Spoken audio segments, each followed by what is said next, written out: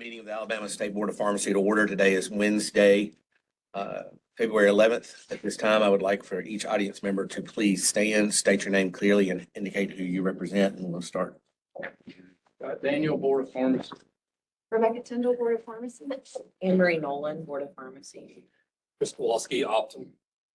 Susan Delmonico, Genoa. Paula Osmond, Thomas Hospital, Infirmary Health. Jim Driscoll, Driscoll CPA firm. Evelyn Senworth from Madison, Alabama, book for Walgreens. Good morning, Heather Hughes from Publix. Good morning, Kimberly Rogers, Navitas Health Solutions. Good morning, Janine Phillip, Walgreens. Kelly Littlejohn, Department of Insurance. Tara Queen, Alabama Medicaid. Melissa Farrow, Walgreens. Good morning, Meds Plus Consulting, Jennifer Campbell. Christian Strong, Huntsville Hospital. Mark Bell, State Board. Wendy Passmore, State Board of All right, thank you. If anyone is on WebEx at this time and does not have your full name on the screen, please email that to John Lina at jlina, LINNA @albot.com so we can put your name on the record.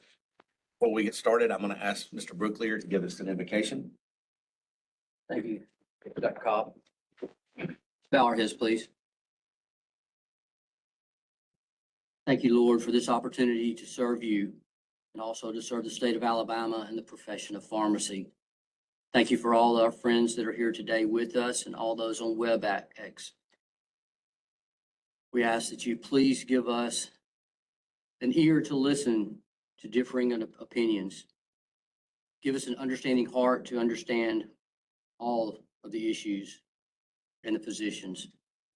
Give us the mind to make good decisions and keep us safe during this day, during this meeting, and also on our drive home. And we ask these things in the name of the Father, Son, and Holy Spirit. Amen. All right, stand for the pledge, please.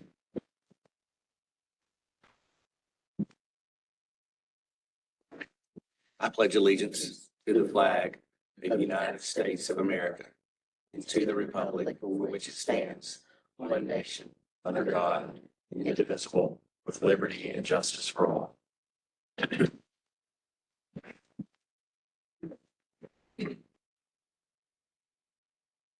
Mr. Secretary, will you please call the roll? Yes, Mr. President. Mr. Brooklier. Here. Ms. Giles. Here. Dr. Hicks. Here. Dr. Knight. Here. Dr. Mitchell. Here. Ms. Booker. Here. Dr. Cobb. Here. All members are present and we have quorum. Okay. So if everybody will look at your agenda, do I have a motion to adopt the agenda as presented? So moved. Second. Well, we have a motion and a second. How do we vote? Aye. Aye. Aye. Aye. And I vote yes. Of course, we will move on to our minutes. I think it's the first item that we have there is the first January 26th business meeting minutes. They are in your Dropbox.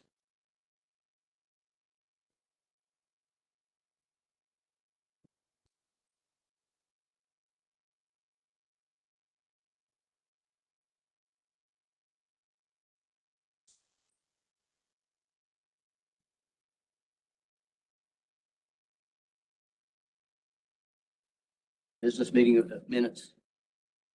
Mr. President, Yes. make a motion, we approve. Okay, can I get a second? Second. All right, how do we vote? Aye. Aye.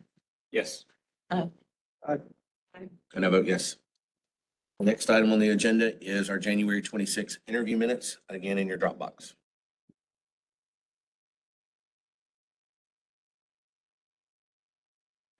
Make a motion to approve. Second. All right, I have a motion and a second. How do we vote? Aye.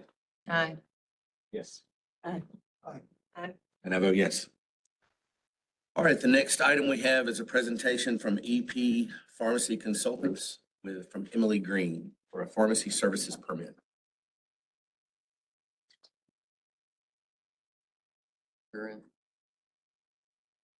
Yeah. Terry, swear in. You raise your right hand, please stand to be sworn. Do you solemnly swear or affirm that the statements you're about to give will be the truth, the whole truth, and nothing but the truth?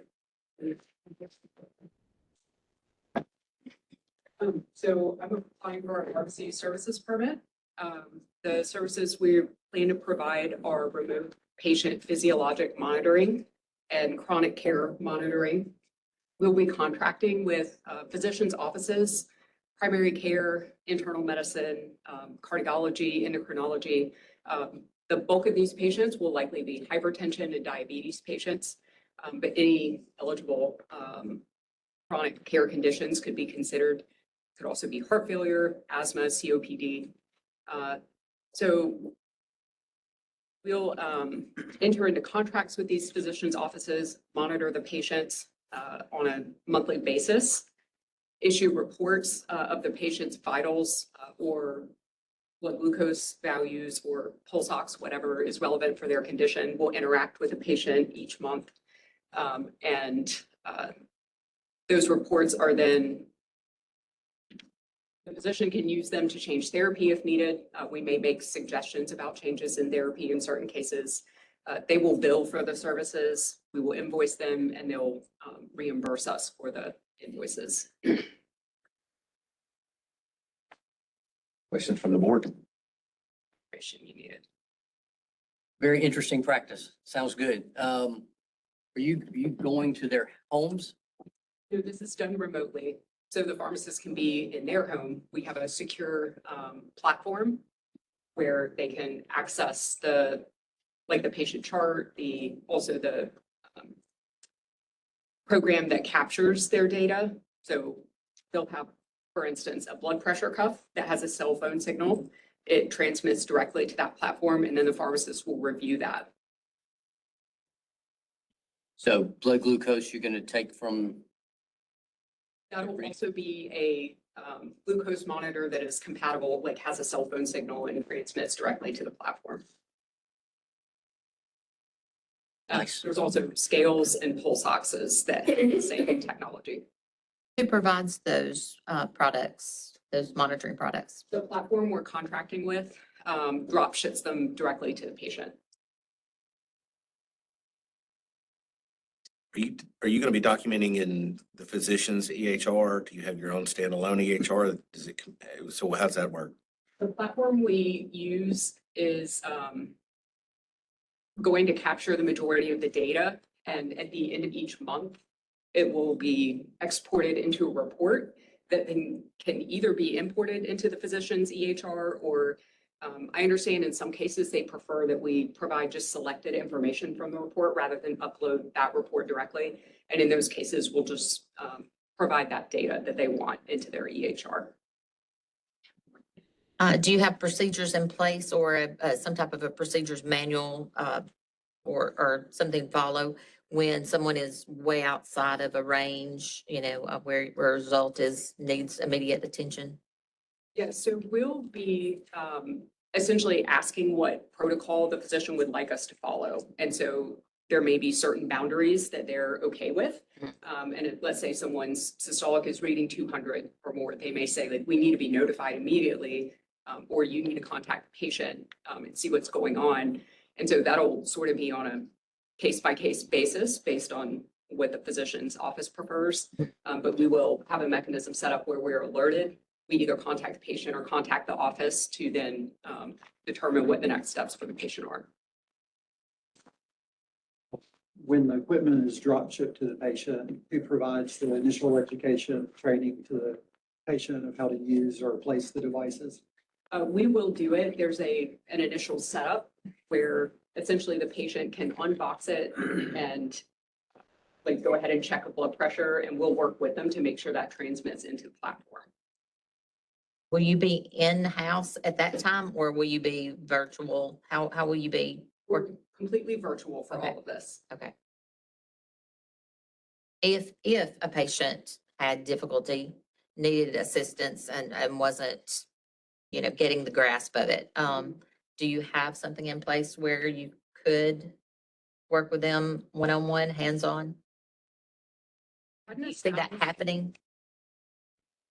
From what I understand, these These are very low tech Mhm. devices Mhm. and don't require much in the way of setup other than simply unboxing, but that's something I could, I guess, develop a procedure for. Mhm. I think it'd probably be a good idea, connectivity issues, things like that would be, a concern. You don't want someone to get this expensive piece of equipment and a connectivity issue prevent them from, getting the best from it. So, Certainly. I think that's the reason the cell phone signal is selected for this instead of something like Bluetooth where you have to pair it with the device and things like that. From what I understand, this is very simple. okay, good.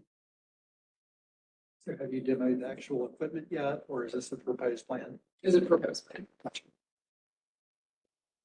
Yeah, because I've seen a lot of the glucose monitors, especially if patients are applying those, fail. So then who in that case would contact the manufacturer for replacement for that resident or that patient so they don't go without? Because they're expensive. Yes, we'll contact them. We work directly. The company is called Provounce in case you're interested, but they provide this secure platform. They provide the equipment and the setup. If there's any issues with setup or with equipment failing, we contact them directly and they'll just ship a new product. Tell me the name of the company again. Provounce. Okay. And It was started by a Medicare attorney. is this a 24-hour monitoring? So if something happens in the middle of the night, someone's gonna notice that data? I didn't plan for there to be like 24-hour eyes necessarily. But it's a 24-hour feed? Yes. Yeah, so if the patient checks their blood pressure at 2 a.m., if a pharmacist logs in at 8 a.m., they would see that 2 a.m. value. So is the glucose monitoring continuous? It's, I don't believe they have a CGM. I think it's just like a periodic glucose check. Okay, Yeah, that's because you're gonna have a lot of stuff to deal with if it's continuous. yes, A lot of values. yes. Spell the name of it. Sorry again. PREVOUNCE.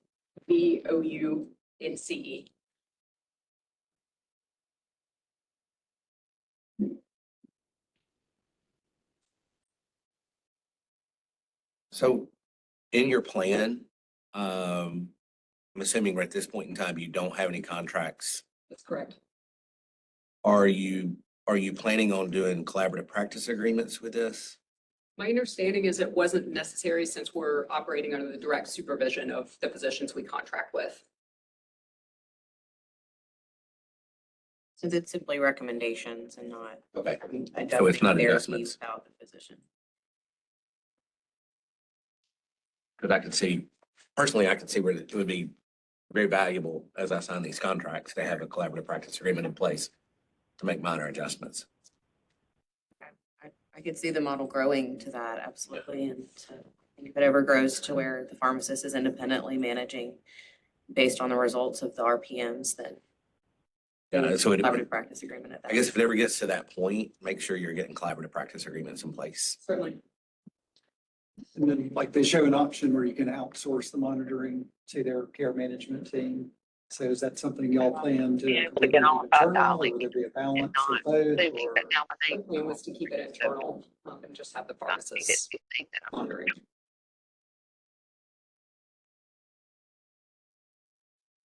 Any other questions from the board members? All right, hearing none, I'll entertain a motion to approve the pharmacy services permit for EP Pharmacy Consulting. So moved. Second. All right, how do we vote? Aye. Aye. Yes. Aye. Yes. And I vote yes. Thank you. Thank you. Can you hold just one second? I need to tell you something. It's here. There are some people that can't get into the meeting. They started. The, I can take that the email was present, so it's up with them, but it's like. We're ready? Yes. Okay. Let's continue with our wellness report.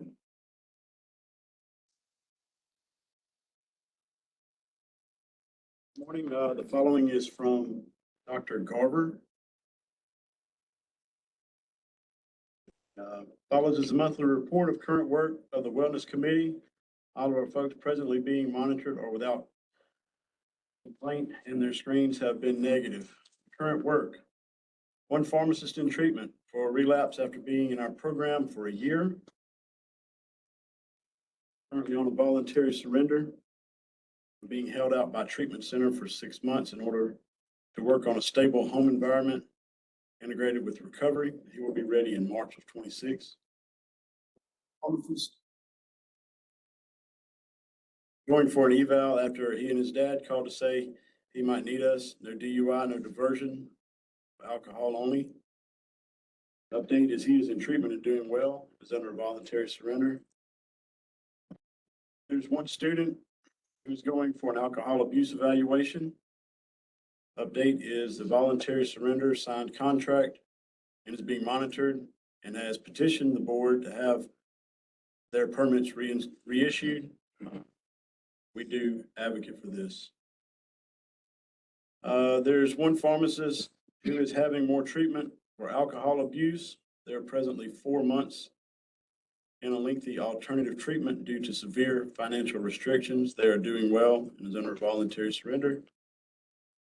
One pharmacist being held out by order of the board after completing 8 weeks of treatment for relapse. They are being monitored during this time under voluntary surrender. One pharmacist who has relapsed with alcohol and is presently considering their options has signed a suspension of their license and no change. There's one pharmacist who relapsed while in HWH. Status is a voluntary surrender, and they have been dismissed from Bradford's care for noncompliance. Dr. Garber has been unable to contact them.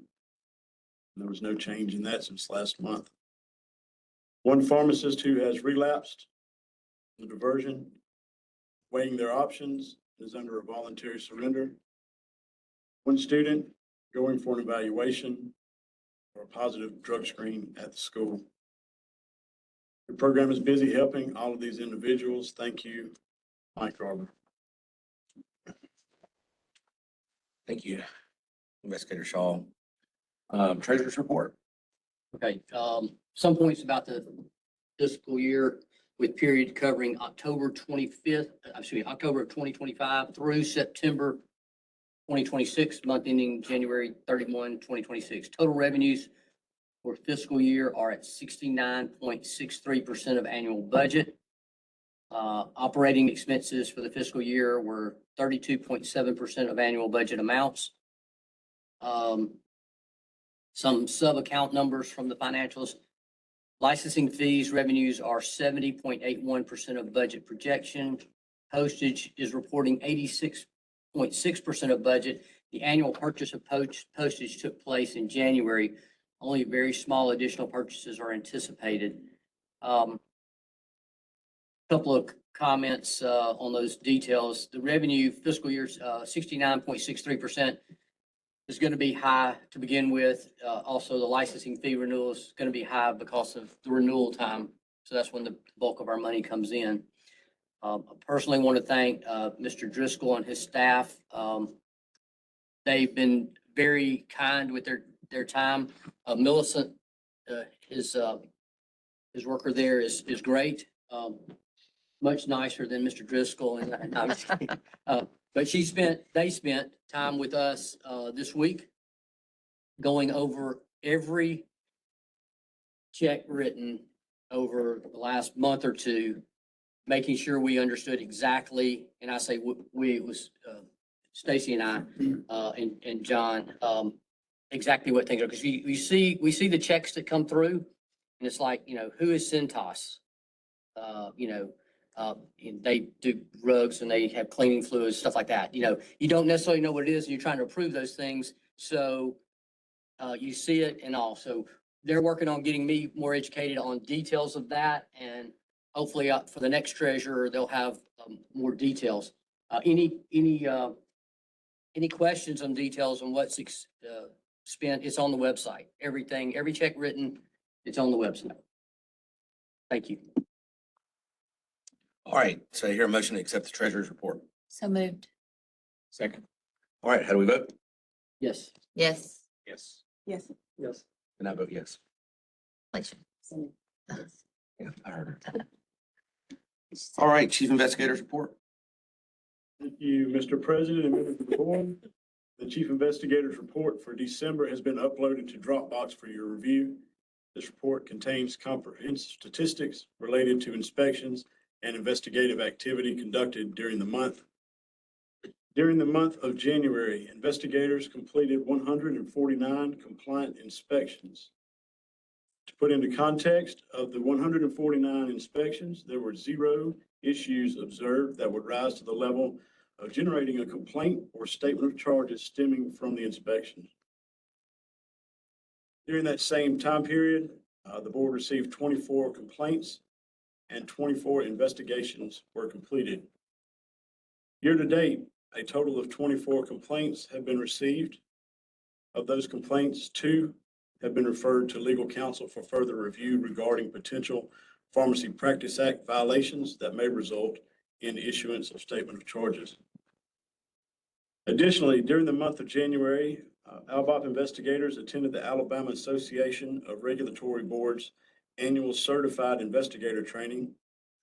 This training included sessions on report writing, testifying in court, the use of AI in investigations, and case studies involving trending fraudulent practices. Investigators also attended human trafficking course conducting in partnership with the United States Department of Justice. Since the last board meeting, 2 pharmacy burglaries and 1 pharmacy robbery have been reported. Those burglaries occurred in the Central and Northern Districts, Alabama, and a daytime robbery occurred in the Central District. We continue to encourage all licensees to maintain situational awareness and promptly report any break-ins, suspicious activity, or criminal incidents to the Alabama Board of Pharmacy. Thank you. Thank you. While we're on the investigator's report, Chief Investigator Shaw, would you comment on our situation with the vehicles? Give us an update on that. Yes, sir. So update on the vehicles. I loaded in Dropbox a report that has our current vehicle list, the year and mileage on those. At the beginning of the report was the research I conducted for you guys back earlier this year, citing the GSA, U.S. Department of Transportation, and National Association of Fleet Administrators on how to evaluate for vehicle replacement. If you will see that we do have actually 1 vehicle that is out of commission, needed of new motor, essentially. 1 vehicle, 1, 2, the 3 other vehicles are at higher than what has been suggested for replacement. Where 1 vehicle at 189, 1 vehicle at 146, and 139. Those are our 3 highest. We're currently without a spare vehicle due to the vehicle being one of our investigative vehicles being out of commission. They're currently in the spare vehicle. If I'm not mistaken, the one with 146 actually went down yesterday. It's in need of some repairs done. Yes, sir. All right, do you have a timeline on acquiring the 2 that we talked about last month? So I looked at the Alabama buys, placed that in Dropbox as well. That is what the state of Alabama negotiates contract pricing for the vehicles. And after reaching out to the dealership claims we could have them anywhere from 30 to 90 days on purchasing. Our problem with the one that went down yet. Doesn't solve the problem with the one that went down yesterday, though. Hopefully we can repair that. We're Currently getting an estimate. I guess that one could go as the backup vehicle. Possibly. You might have mentioned last month that, the contracting for the state had opened up beyond, the, outside of vehicles that we've normally purchased. I think we've purchased Dodge or, I'm not sure. I think it's Dodge Chevrolet. Is that correct? Has that happened in the state? They have, and there's two lists. There is the general fleet list, and I think those are on that list. Mhm. And then there's a law enforcement list as well. Okay, okay, Those are not on okay, that list. okay. So investigators get the law enforcement, and then if a staff member had a car, That would be they a could viable option. go on that other. Okay, just making sure. Thank you. Okay, keep us updated on how we go, because, I mean, just looking down the age of some of these, we haven't bought vehicles, it looks like, in 3 years. That's correct. And what I don't want us to do is in the future get to the point where, because right now we've got 1, 2, 3, 4 that are right at, 5 that are right at 6 years old. And I don't want us to have to replace 5 vehicles in a year. We can prevent, if that means we have to figure out a way to do a little more than what we planned this year so that we don't get ourselves into a bind in next year or the next, where all of a sudden we've got to buy 5. I want us to strategically space those out as opposed to having to try to do it all at once. So, and I think that's probably why we have that many that are of the same age, because at some point in time, we didn't buy, and then had to buy. Which we've tried to be we're conservative, and I know our investigators take very good care of their cars, and the maintenance is maintained. But you can only get so many miles out of some cars, so, and there's a lot of state to cover. Dr. Bell. Yes.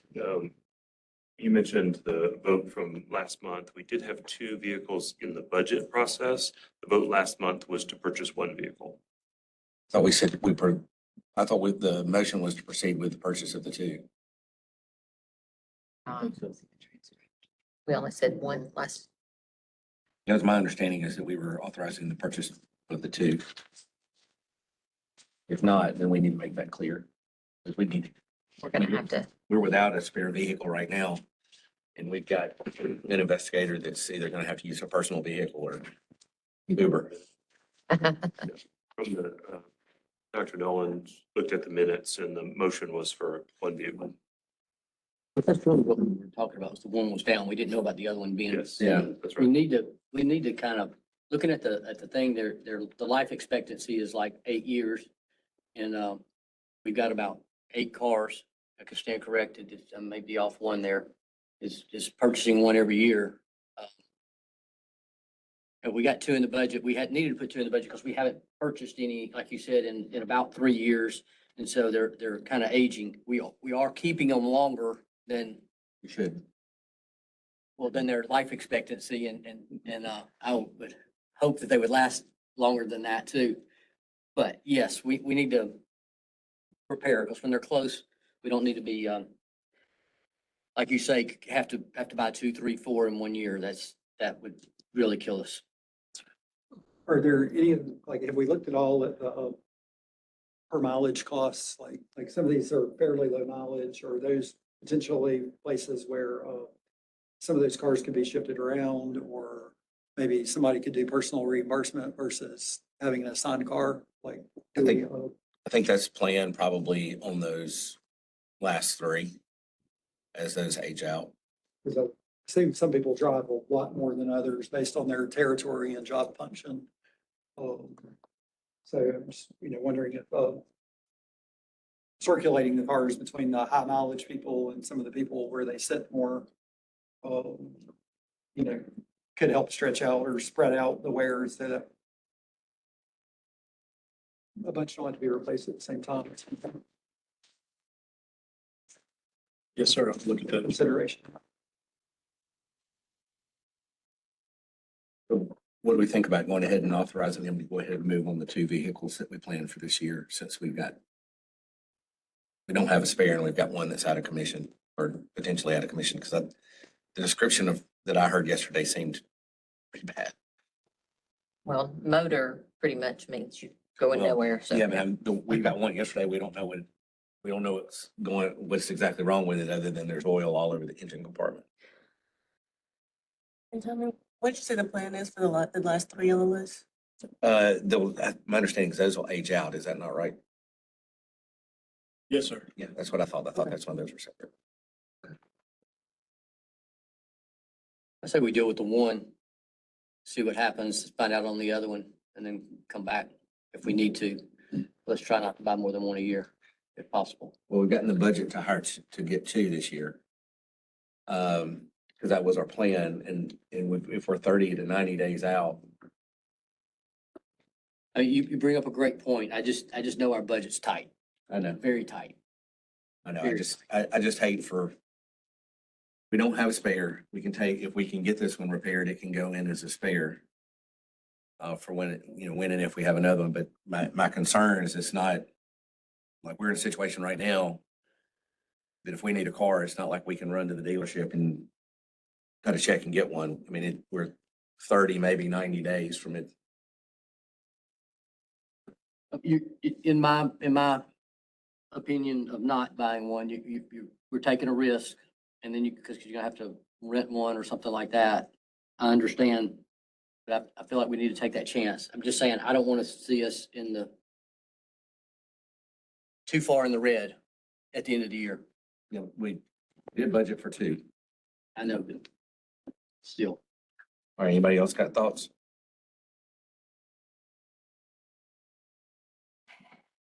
I was in Johnny's position, just last year, being stingy with the money.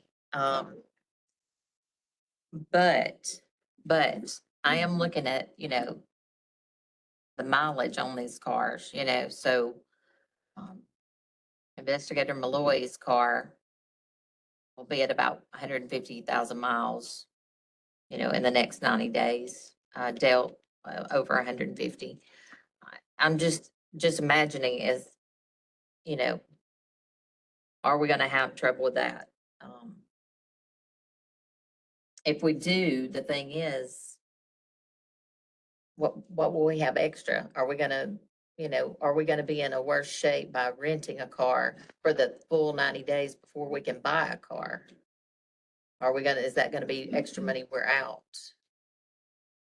Will that be a wise use of our money? Like I say, my thought is a gamble. There's no doubt. So which way you gonna go? We're gonna, we're either, we budgeted for two cars for this year. We balanced that budget. That budget comes out as a wash, so I think we should go ahead and make the plan to go ahead and get the second car, considering we are running on several 2017 cars and 2018 cars, so. We put that on last year's budget. Yeah, putting it on yours this time. See, last year was no. No, that's yours. I agree with that as well. Go ahead, because with them having high mileage on those and the unexpected, but the biggest thing is that it could take 90 days to get another one. So I don't want to be too long without. So I agree with go ahead and approving one more for a total of two. Any other comments? All right, do I hear a motion? I move to change the number to two vehicles to be purchased this year. I'll second that. All right, how do we vote? No. Aye. Yes. Yes. Yes. And I vote yes. All right, when you make that order, Sure, please. thank you. You had time, John. All right, next up is the Executive Secretary's report.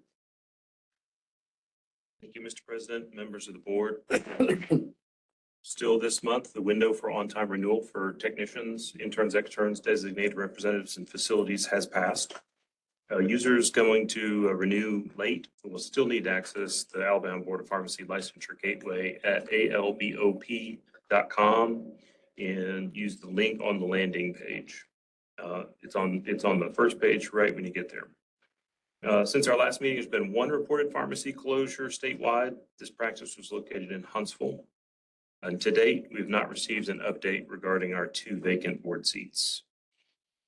I would like to welcome Mr. Detling to the team in his official capacity as general counsel for the board. We've kept him busy since his contract was fully executed. He continues to return my calls and emails, so we're in good hands. I've been impressed with his enthusiasm for the mission of the board and look forward to continuing to work with Aaron as we move forward as an agency. I'm also pleased to report that the board's contract with Driscoll CPA has been fully executed. As Mr. Brooklier said, he, Ms. Giles, and I met with Mr. Driscoll and his team earlier this week to review agency vendors as one part of our process for transitioning between treasurers. Staff and I also met with Christine Cook, the State Chief Procurement Officer. We received clarification on a number of processes that have been challenging to navigate through from a procurement standpoint. We're extremely grateful for the time Ms. Cook spent with us. She did come to Birmingham to meet with us, and we appreciate that. Mr. Detling and I spent time with staff reviewing rules in compliance with Act 2025-372, and I've submitted our report to the required legislators.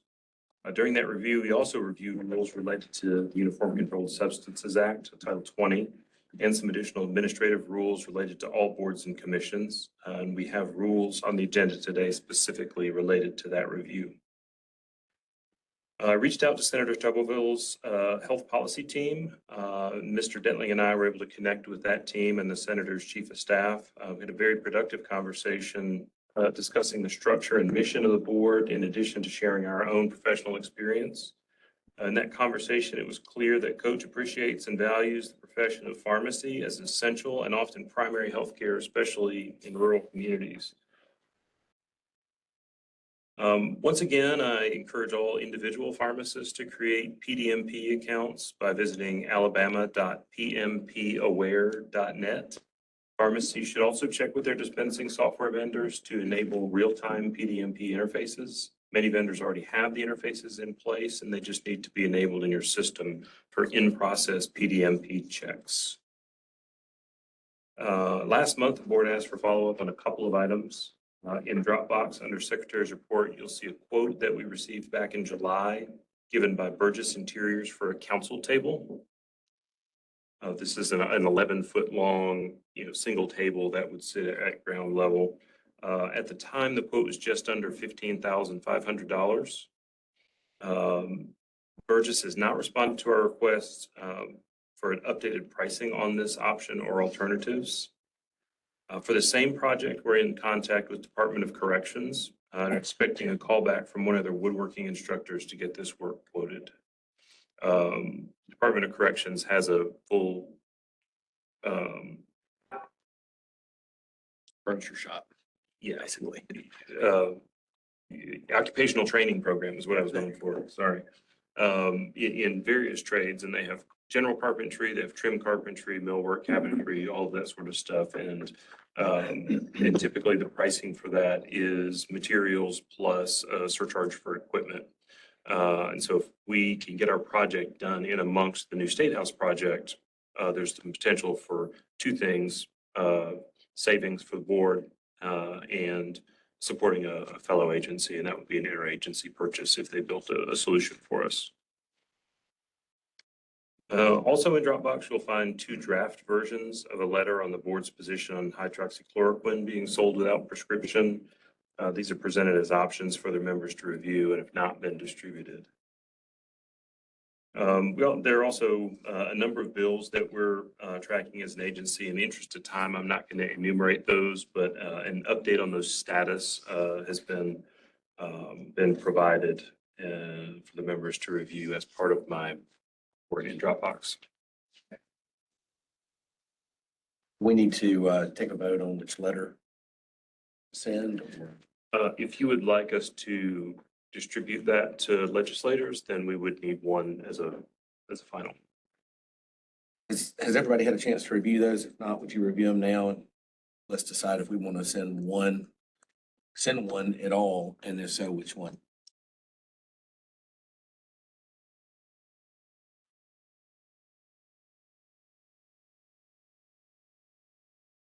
Everybody a minute to look those over.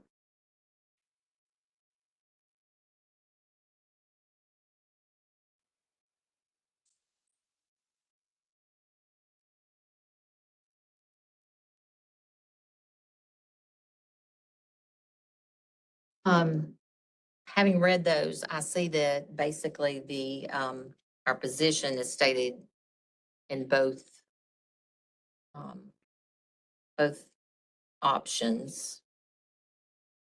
I really feel like, we would probably be better served to send the condensed version. Order is better, usually. Yes, I doubt they read what we send them anyway. So, I mean, I feel like the condensed version gets our message across. And, potentially they might get a couple of paragraphs in, so. I agree. My question, we go with the short condensed version. Second, All right, how do we vote? Yes. yes. Yes. Yes. Yes. Yes. And I vote yes. Anything else on that, Mr. Secretary? Protocol, do not support. All right, Mr. Deadly, first time up. Thank you, Mr. President. Thank you, members. I don't really have much of a report for you this morning. I do want to say thank you for your confidence in me. Thank you for the warm welcome, Secretary Lena. And I do think that in coming months, you'll see more work coming your way from me. We have a lot to do. And so I would expect in the March meeting, that attorney's report folder will have stuff in it for y'all to start looking at. So nothing really from me substantive this month. I'll have more to say later in the meeting, but thank you. And I really look forward to working with you. Okay, thank you.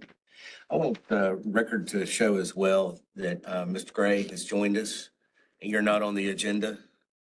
But if you've got anything you want to add from a legislative standpoint, we're your audience at this moment.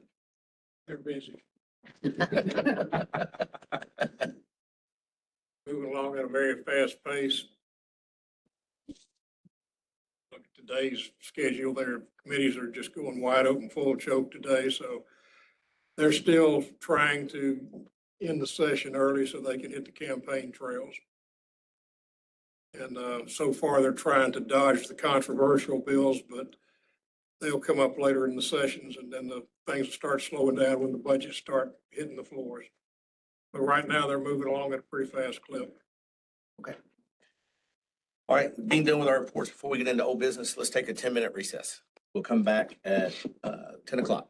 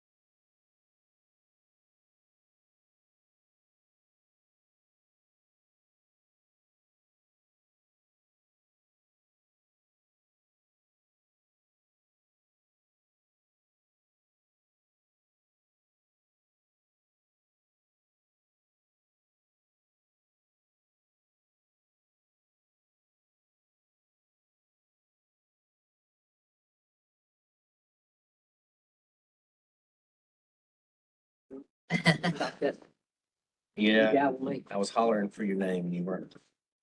All right, it's Alabama Board of Pharmacy coming out of recess.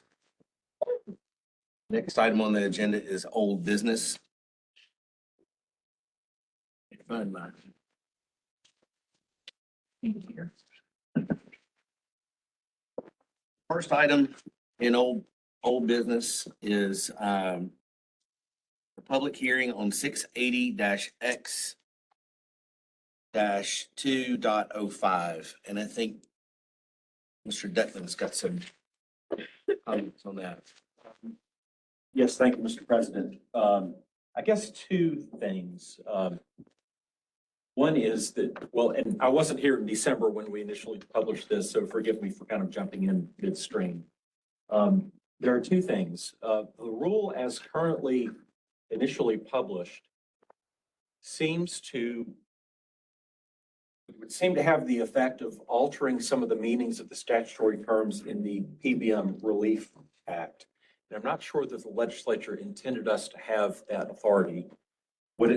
What I think they intended to do was to adopt the classification system that we had in place at the time between community and chain pharmacies without change.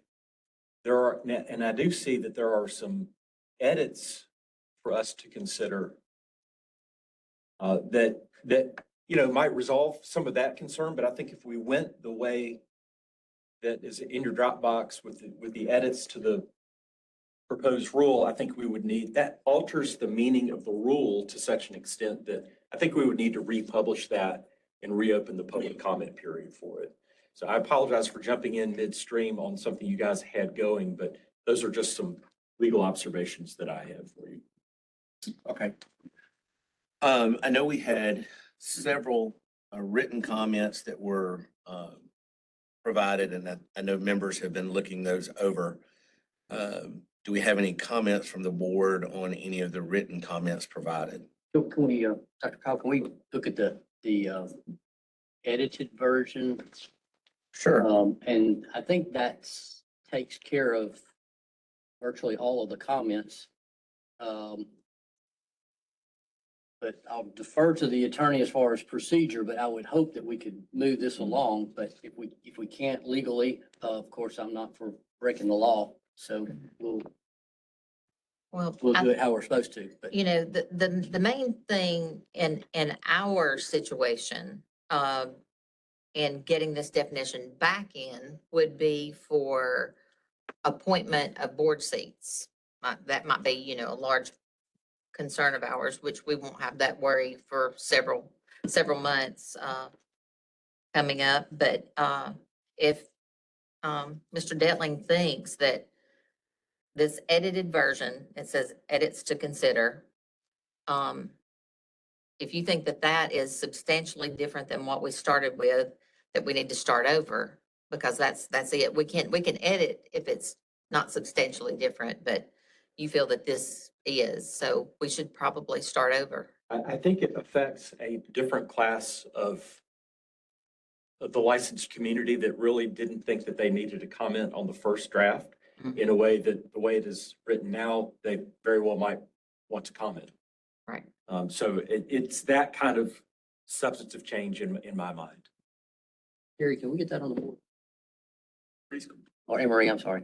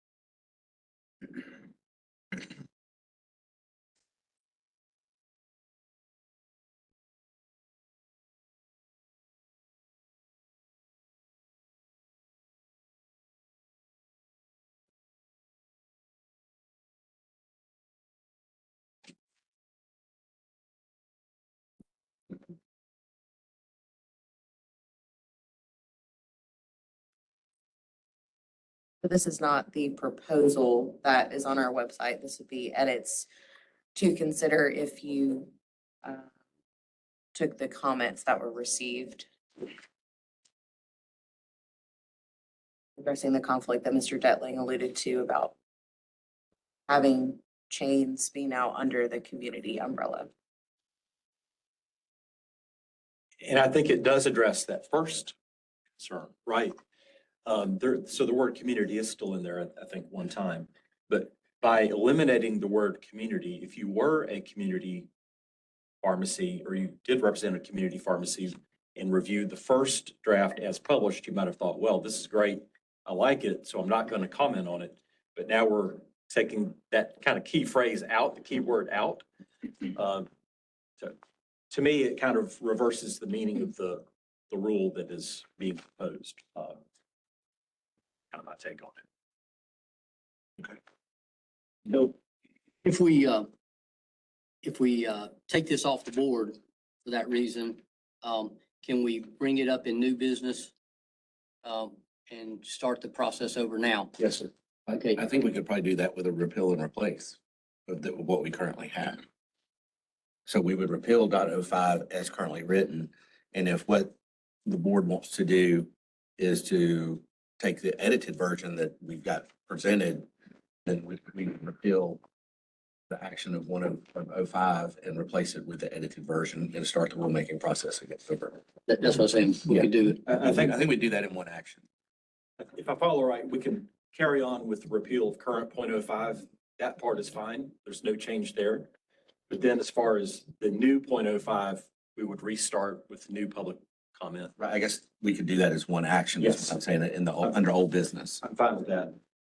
I would like to hear the comments from the interested parties to, see what else. we're gonna get- We'll do that before we repeal and replace. Yeah. Okay, very good. Sorry, new member here, figuring it out. I'm gonna get there, Jeff. Sorry. I just want to make sure we weren't going to do it without hearing what else we might need to add.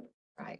Well, I want any party that wants to speak to know what we're discussing prior to them speaking. That may change what they have to say. May not. Yep. Okay, any other comments on any of the written comments we received? Okay, I've only got one speaker signed up for today, Dr. Newman. If you would like to come up.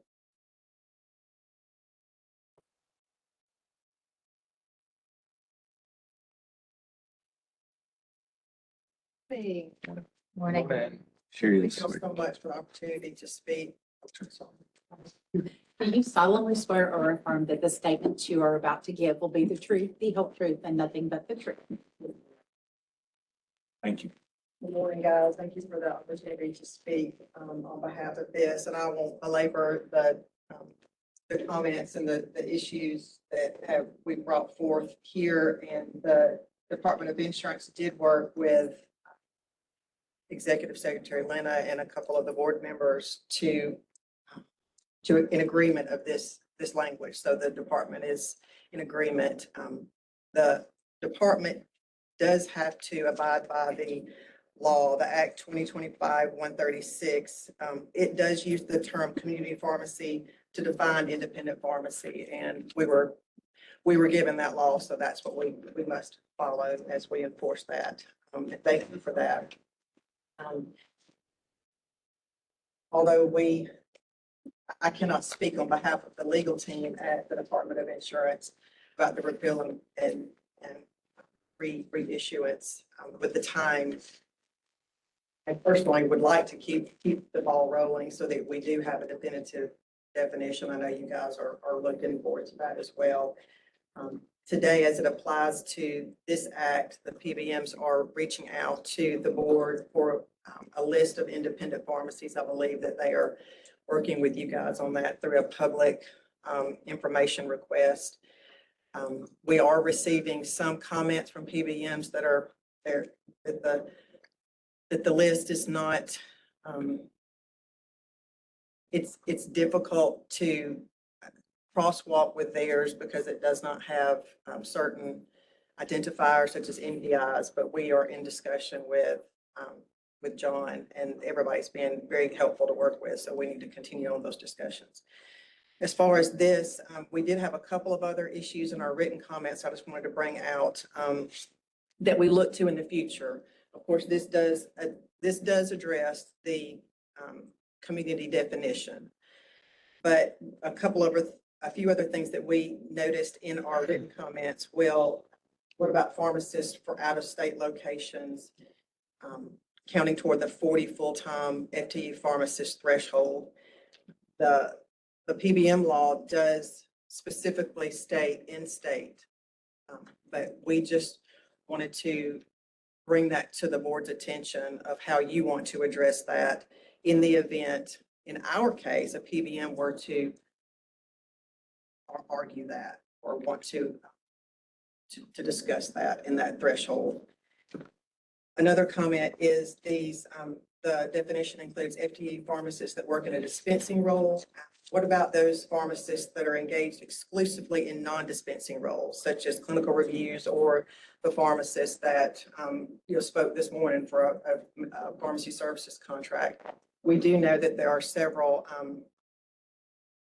pharmacist roles are expanding, and they are not all dispensing. And so there might be some non-dispensing roles that fall in that independent or that community pharmacy, and how that would count. Again, just trying to think of every argument that a PBM or an independent or a community pharmacist could have on either side.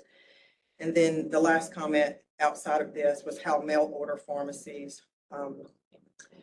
they are recognized elsewhere in the statute. How are they classified under this proposed framework? And that's just an outside question that could be addressed at a later time, but just wanted to bring that to the board's attention as you are looking to reclassify this. So, are there any questions that we can help, or we can answer from the department? Further questions for the board? Statement? How do you count the out-of-state pharmacist as it goes towards chain versus independent? Right now, the department is not counting anything. We are looking to the Board of Pharmacy to define the independent pharmacy. We are not defining independent, community, or chain pharmacy at the department. So if you look at number 2, A2, employs fewer than 40 full-time pharmacists, if we were to write into that fewer than 40 in-state pharmacists, would that solve your problem? Dr. Cobb, that's a great question. Legally, I'm going to look to the attorney, because I look at my attorney at the Department of Insurance. The PBM law just specifically talks about in-state pharmacies and in-state pharmacists. This is the definition of community. I'm using community and independent interchangeably here. So I think about what if there's I'm going to throw out this Joe's Pharmacy that is on the border of the state. What if they have 39 dispensing pharmacists in the state, but they've got one that lives in Alabama but works in Phoenix City? I mean, how are you guys going to apply that? Again, my understanding of the department is not going to be defining independent. We are looking to the Board of Pharmacy to do that. So, but if we were to have a PBM to come to us to claim that pharmacy does not fall under that definition, we would need to come to you guys for clarification. Dr. Cobb and Dr. Newman, the issue with that, when we had the committee meeting, as you know, you were there.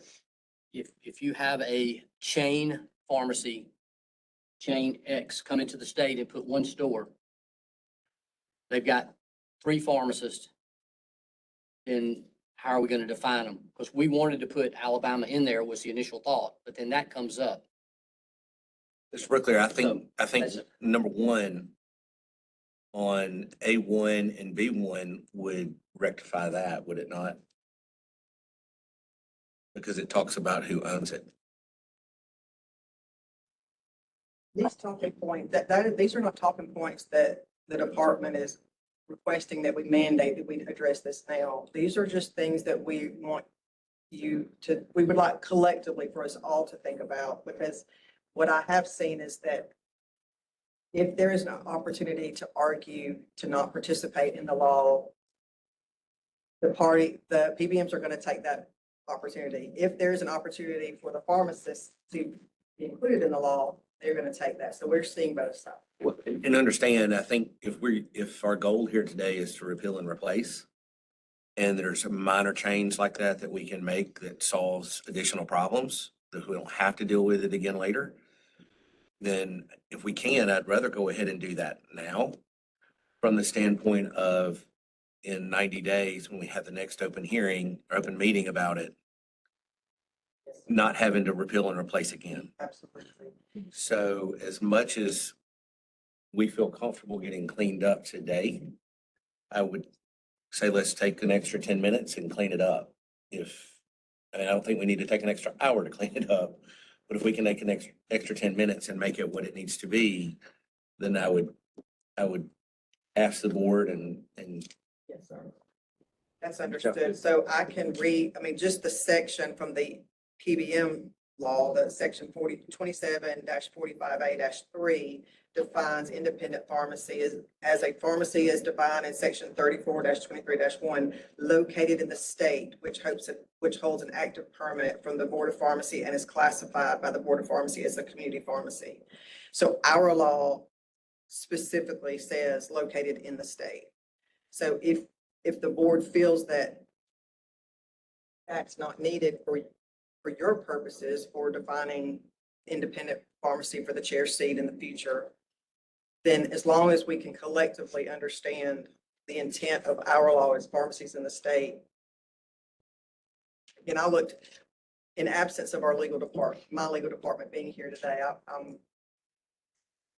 I've also been doing this long enough to know that whatever we decide, there might be an example come up a year or two from now that will absolutely throw us all for a loop and make. that will absolutely Absolutely. happen. That is guaranteed.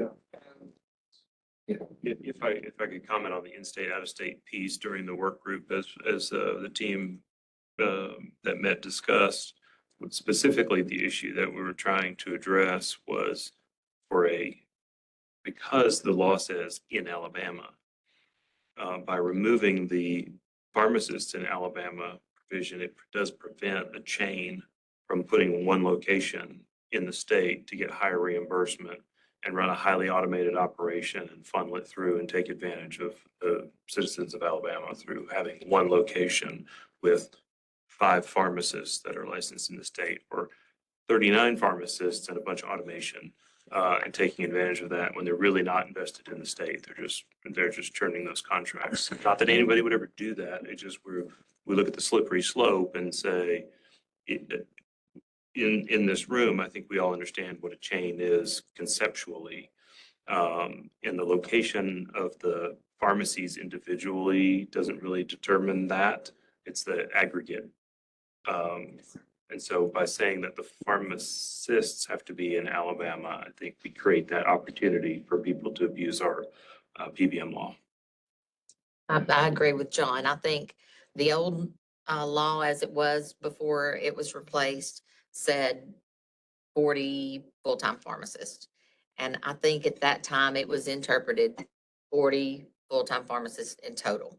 And we weren't specific about was that within the state or whatever. I think all these years, we have felt that it was 40 full-time pharmacists in total.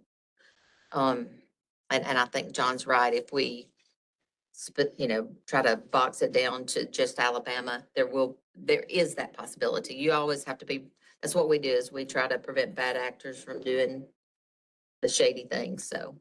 And our comments, again, were to prompt discussion and this so that we can hopefully prospectively squash any future issues on this. The PBM law clearly states in-state. So for the purposes of this, we are covered. Just wanted to bring it to the board's attention for deliberation and thought. Does that discussion help clear that up? Yes, sir. Yes, sir. Again, in absence of my legal department, I would venture to say that the Department of Insurance, again, is going to look at the Board of Pharmacy for the designation of independent versus non-independent. And with regards to mail order, we have a specific mail order license, do we not? So that should take care of that. Just in this definition, it doesn't mention mail order. It talks about pharmacies. You know, there's certain subtypes of pharmacy: independent, chain, non-resident, institutional, and retail medical oxygen. Mail order's not in that. So that was just the premise of that comment. Okay. Simply adding mail order could be at the top. I think you scroll down just a little bit. Scroll up. Scroll up To the top. here. Mail order's not in there.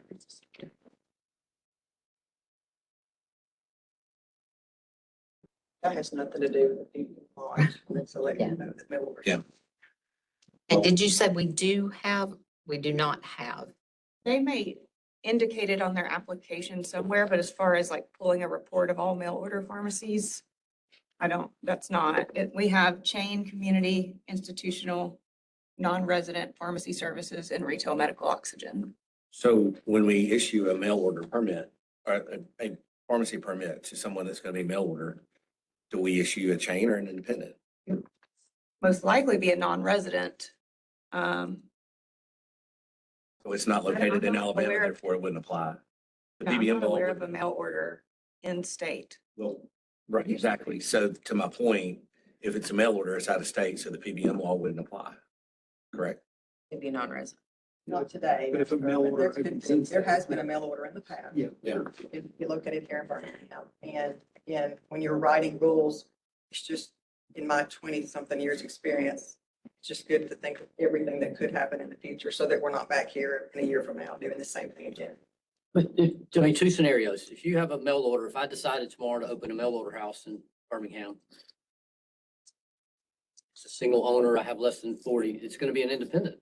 And If they have less than 40, yes. but on the other hand, if CVS, Walgreens, Publix decides to open a mail order here in Birmingham, then it's going to be a chain. Yes, sir. Yes, sir. Good, very good point, Mr. Brooklayer. And again, that comment is just for the board for thought. If it were to come up in the future, how it would impact the Department of Insurance. Because today, if there's a mail order, just like you said, Mr. Brooklayer, it would be fewer than 40, it would be considered an independent. And they would be under the higher reimbursement rate under our law. Something to think about. Before you go, Dr. Mellon, thank you for involving us and talking to us and keeping us informed before the meeting so we could have these discussions and solve these problems and so forth. The committee, as you know, when it was there, we talked about, we didn't want to mess up with the law and we didn't want to mess up the insurance commission, okay? And then we've done that in lieu of the other comments that were made to the otherwise, to me. But I appreciate you helping us do that. We, at the department, we're so very thankful that we have a good collaborative relationship with you guys, and we are looking forward to work through these growing pains as we call them in the future. So thank you for moving swiftly on this and even considering doing this repeal even today. So it sounds like we've solved most of the additional concerns without any additional edits. Would that be clear? Thank you. I think so. Thank you. All right. So at this time, I'll entertain a motion for 680-X-2.05 to repeal the current version as previously presented and underway in the rulemaking process and to replace with edited version of 680-X-2.05 as you see here based on public comment. I wasn't planning on commenting, but I'd like to say a few words if I'm allowed. So now I'm sorry, you didn't sign in. I can't allow you today. There will be another public hearing. Yeah, and. Another and this- public hearing, so that'd be the time to the do whole- that. And the whole reason is to ensure that the comments are heard today as opposed to you potentially having to rework it another time. So Yeah, I mean, I'm it's just in sorry. just in the matter of efficiency. Yeah, I understand that. If you'll write them after we send the written comments, as long as they're not substantive changes, we can do that. But if we're not signed in today, then I can't allow a speaker. Sorry. Understood. Thank you. All right, so I do hear a motion on the rulemaking process for 680-X-2.05. Second. All right, how do we vote? Aye. Yes. And I vote yes. Thank you. All right, old business number 2 is public hearing on 680-X-2.14, role of a pharmacy technician. This amendment is being proposed to amend the pharmacy technician reinstatement penalty from $20 per year to $5 per month. Today is the public hearing. We have received 0 comments for this rule. Do I hear a motion to adopt without change? I have a question first. Okay. In this rule, is there I'm looking, I'm trying to see, and I've read it earlier, but is there a maximum penalty? Like, so much, It at 5 years previously. 2 years. and did we take it to 2 years in this one? Yes. I think we did. Yeah. Okay. That would prevent it from becoming a $5,000 issue. Correct, just like Okay. we did with pharmacists. Okay, I think as long as we've got that cap in there, that was our concern. Wanted to make sure that everyone knew we did cap that. We did. Is that in there? If you will look on, had it just a second ago.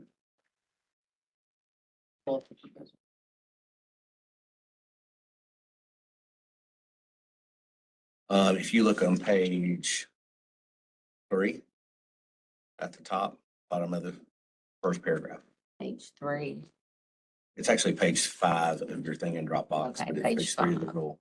Okay, $5, maximum of 2 years. Okay. That's good. That'll prevent, the fee from burgeoning to something unwieldy. Does that satisfy your question? That does. Okay. Very good. So a motion to adopt without change for Rule 680-X-2.14, role of pharmacy technicians. Can I get a motion to adopt? So moved. Second. I think I heard a second from Mr. Brooklier. Okay, so how do we vote? Aye. Yes. And I vote yes. Motion passes. That rule will become effective April 13th. Old business number 3, public hearing on 680-X-2.16, practical training program standards. This amendment is being proposed to amend the extern reinstatement fee to $5 per month with a maximum of 2 years, similar to what we saw in the previous rule .14. And we have received 0 comments for this rule. Is there any discussion? Question on that. There was some discussion before, we had somebody who had a intern license for a long period of time. Did we ever cap that? And does this cap affect that cap? If you understand what I'm saying. Do you want to chime in on that? Nice, had some comment I after. think what we landed on that, Mr. Brooklier, was to put I don't remember the number of years, but We said at 3 years, they've got to come present to the board. they would have to come see us. And that doesn't affect this. This is just the fine, the fee. Yeah. All right, so is there any further discussion? Okay, I'll entertain a motion to adopt 680-X-2.16 practical training program standards without change. Your motion. So moved. Second. All right, how do we vote? Aye. Aye. Yes. Aye. And I vote yes. The next item on old business is public hearing 680-X 2 dot 23 drug manufacturers, wholesale distributors, and private label distributors, repackagers, third-party logistics providers, outsourcing facilities, and reverse distributors, and retail medical oxygen suppliers. This amendment is being proposed to amend licensing fees for the designated representatives and facilities, and the public hearing is today. We've received 0 comments for this rule. Is there any discussion on dot 23?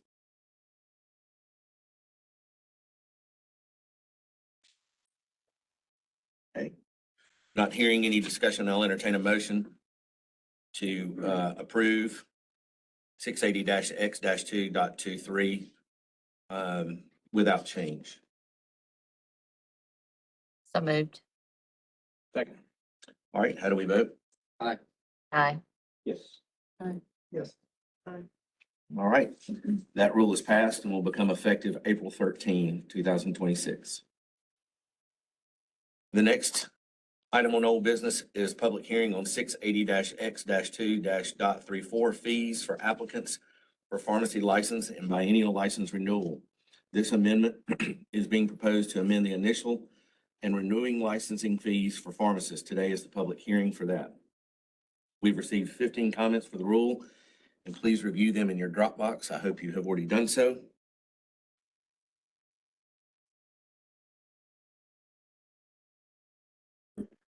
And I will listen to any discussion that we have regarding this rule. My question there is, when was the last time this was changed? 2005, if I'm not mistaken. So the current renewal fees are from 2005, so 21 years ago. Correct.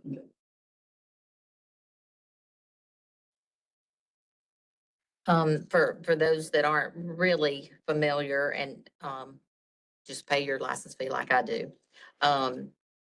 Currently, the, license fee is for a pharmacist is $100 that covers 2 years. So that's $50 per year.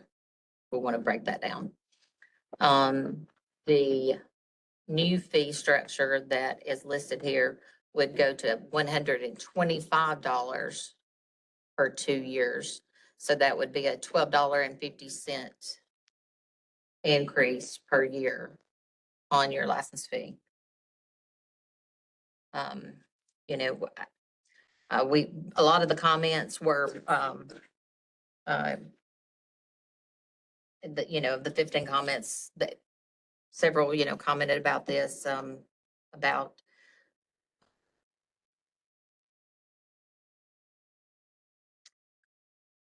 that we were,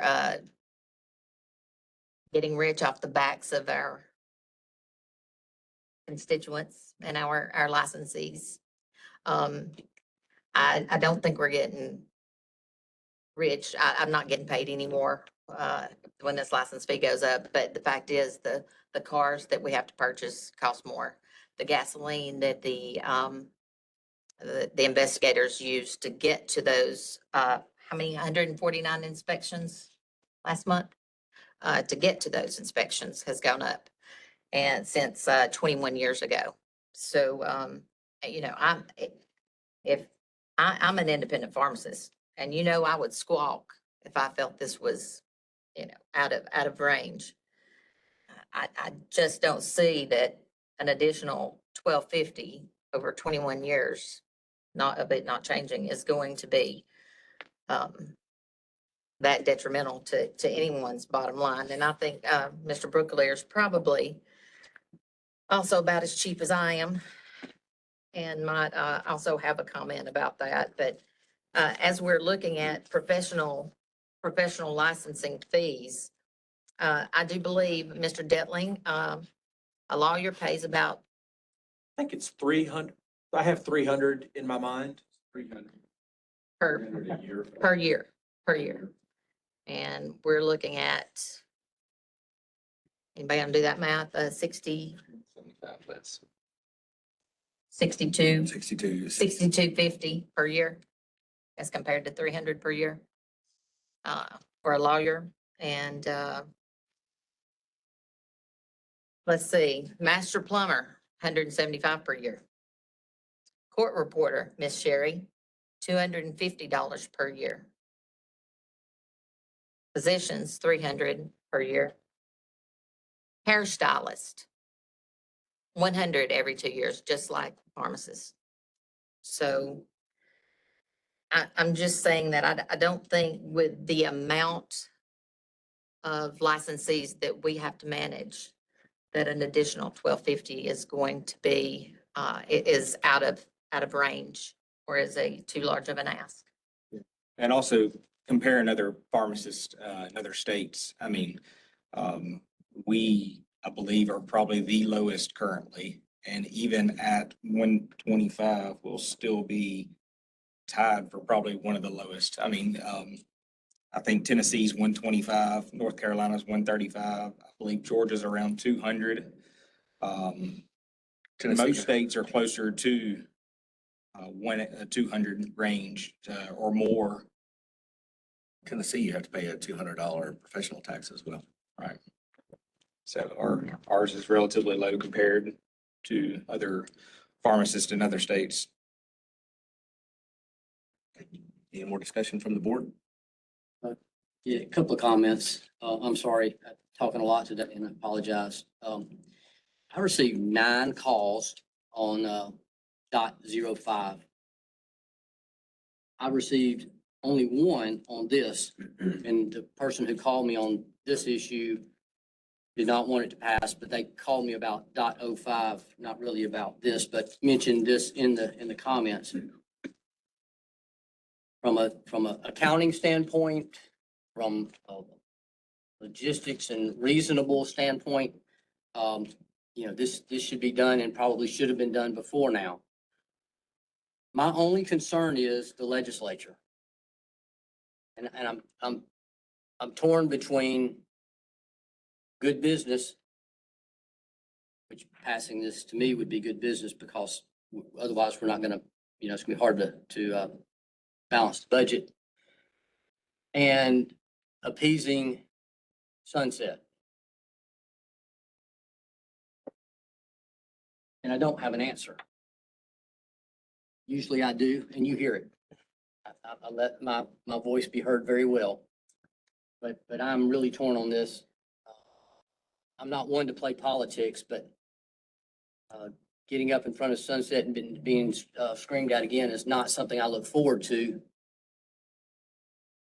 But I also feel like I could justify it very well with facts. Problem is, we don't always deal with facts. That's Well, just my comments, and I'd love to hear the rest of you comments on that. I do. Thank you, Stacy, for the thoughtful layout. I think that, addressing it as an additional $12.50 per month per year. It doesn't sound like much of a climb for most pharmacists.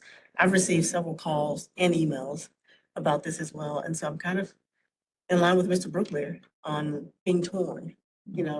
Of and the best side to lay on with this. So I hear what you're saying, Mr. Brooklier, with the legislature. But it's also with good business. So I'm right there with you on that. all the emails that we received, we did, how many did we say? We had 15. They were all pretty much on a standard script, boilerplate type of thing that was sent out.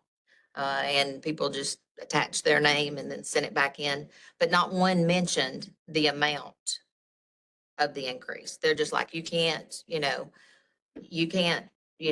get rich off the backs of pharmacists. You don't enrich yourselves off the backs of pharmacists.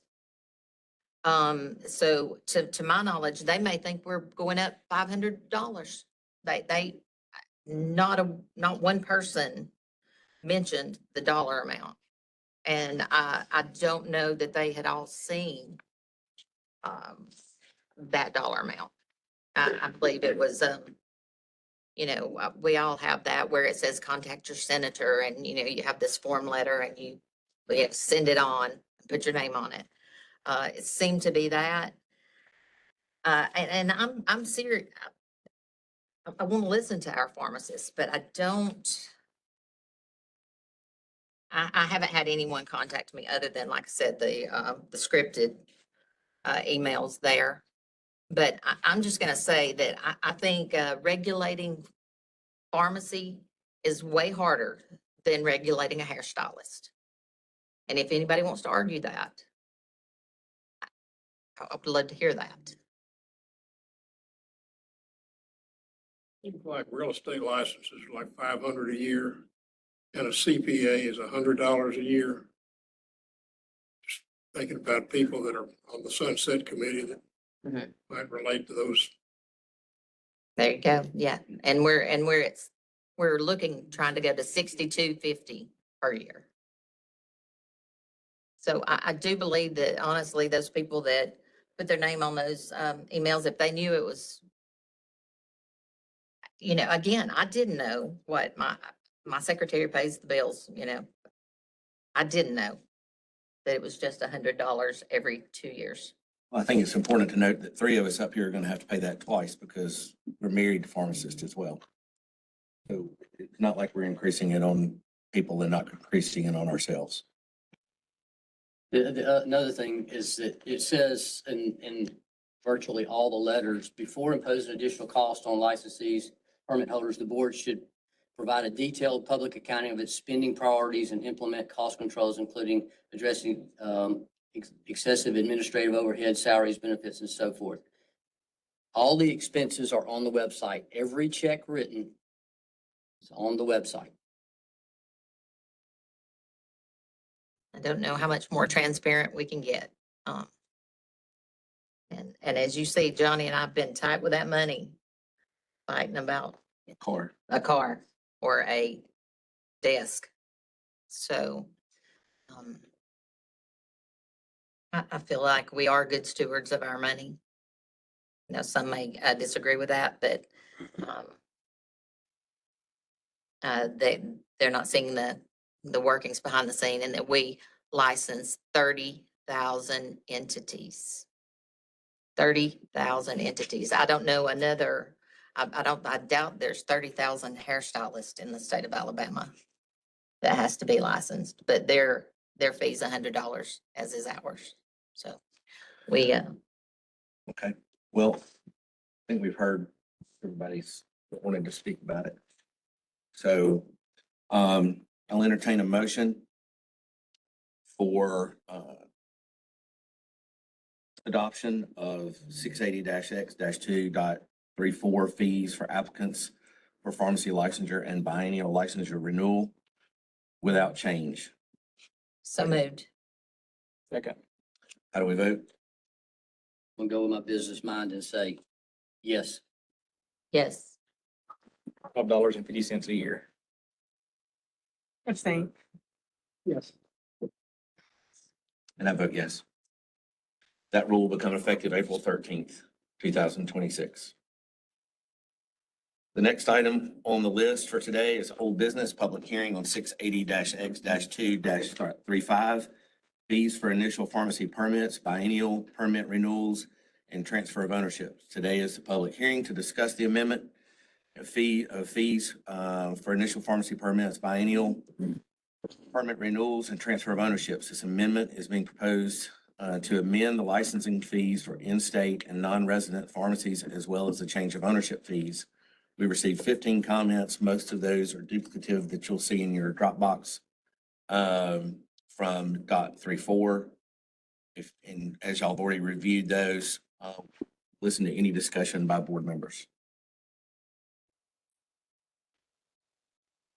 Hey, currently, I'll go ahead and say that currently, it says the application fee for a new pharmacy permit for a resident pharmacy or a resident pharmacy services permit shall be it's currently $200. Our, new fee there is, $250. When a new pharmacy is licensed, there's an inspection that's required. There's a lot of work and background that has to be done here at the board. Again, those numbers haven't changed in, does anyone know that? I think it was back 2005, Yeah. 2006. It was a long time ago. Those haven't changed I think it's been that long. I won't swear it, but I think so. But that's just for to get your initial license.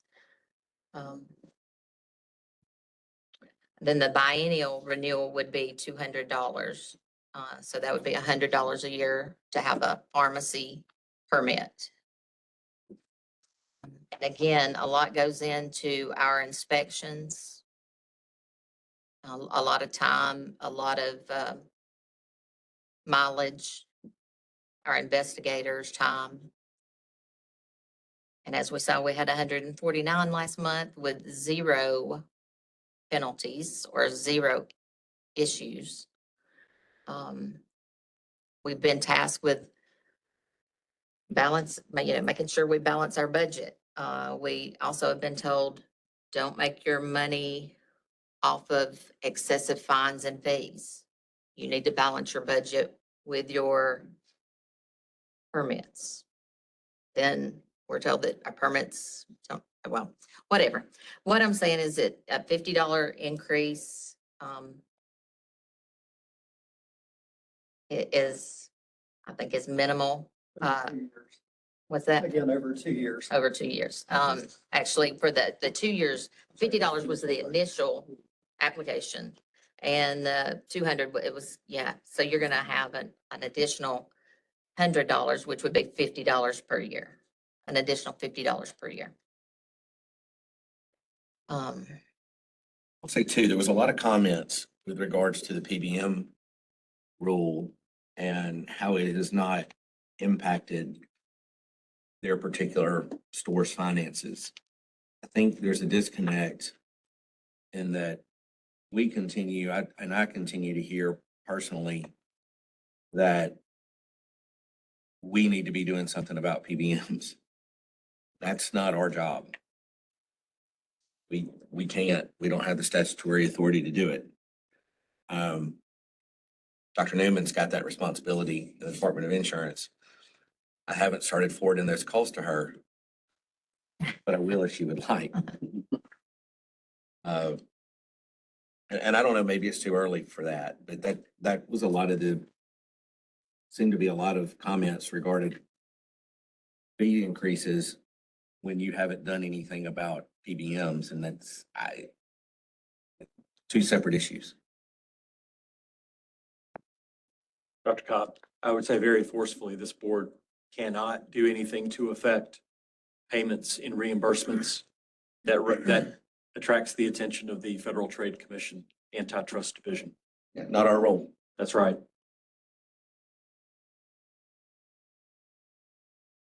All right, is any additional comments on .3.5? Have we ever given any consideration to separating out a pharmacy versus a pharmacy services permit, just with a vast difference? We were trying to be innovative in pharmacy and encourage, pharmacists to do more things and be expanded more. Obviously, if I'm opening a pharmacy where I have controlled drugs and technicians and blah, blah, blah, blah, blah, blah, blah, there's certainly a lot more to expect and a lot more places that I can be non-compliant. I was talking to the young lady earlier that gave the presentation, and she's trying to bootstrap this together to get it started. So,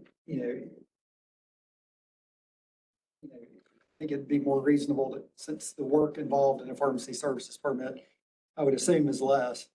And then same thing for a renewal. I'd really like to see a difference between those two. And I hate the optics of doubling the renewal fee. I mean, again, we can argue and certainly state that it's only $50 per year. With the optics and the messaging is going to be, we doubled the fees. And, back to what you said about all the letters you received that didn't include amounts, what's going to be told and what people are going to hear is that we doubled the fees.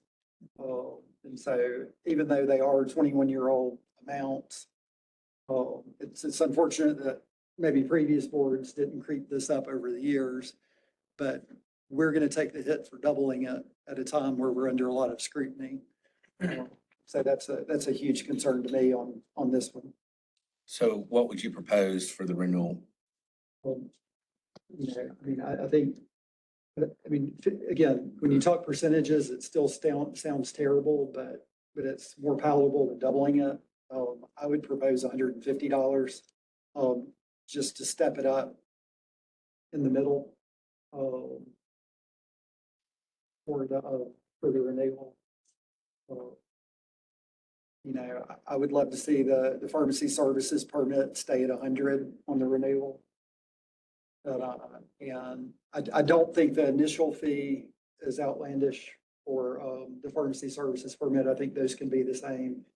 But I think it would show good spirit by the board to encourage innovation. Again, it's quite only, it's that we keep saying it's only $50, but $50 is a phone bill for it's, you know, something else for at least a month.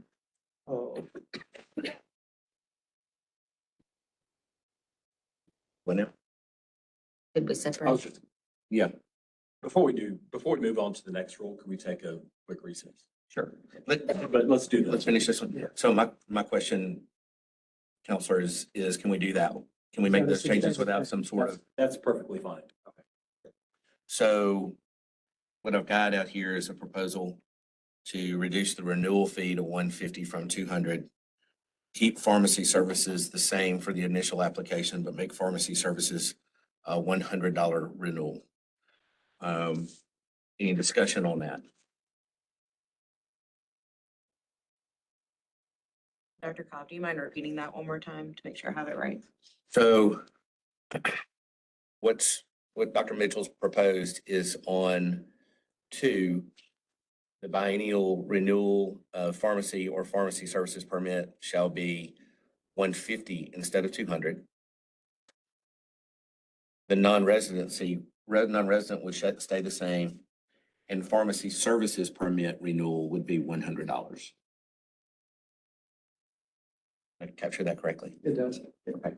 And then if I could read a few statistics in, as we did on the pharmacist one, just for perspective. So a new pharmacy in Georgia pays $500 for a new registration. That would be compared to our now $250. Pharmacy in Mississippi would pay $300 compared to our $250. Florida is $255. Tennessee is $300.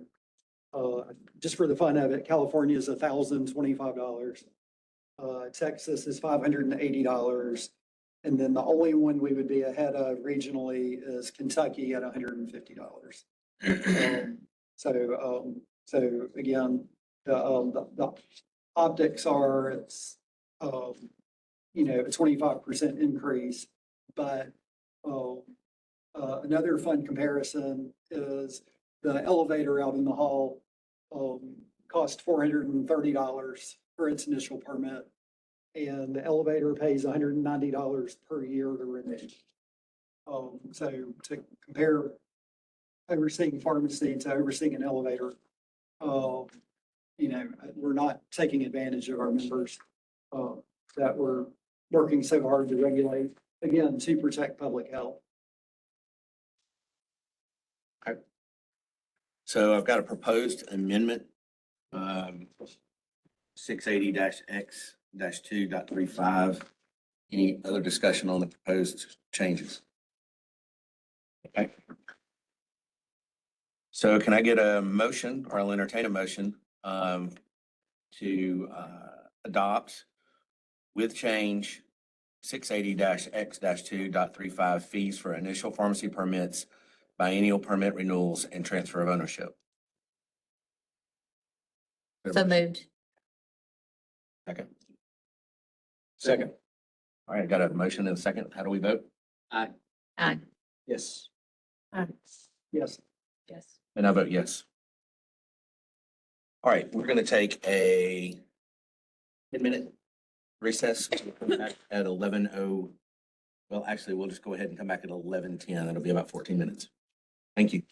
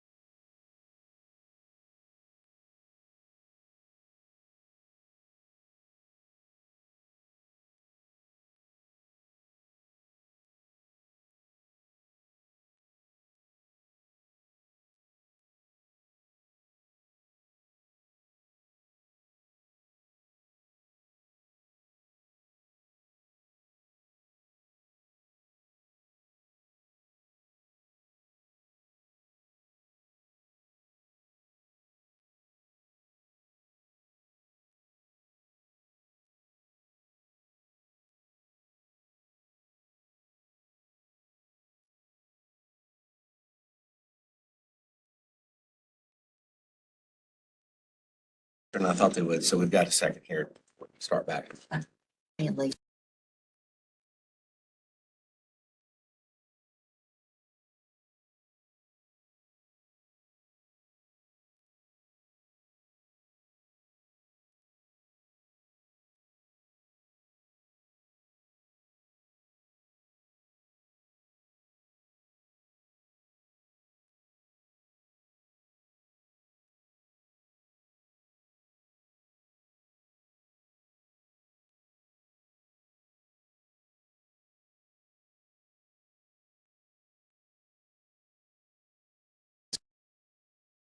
The next item, on old business is public hearing for 680-X-2.40 non-disciplinary penalties. Today is the public hearing to discuss the repeal and replace of the original 680-X-2.40.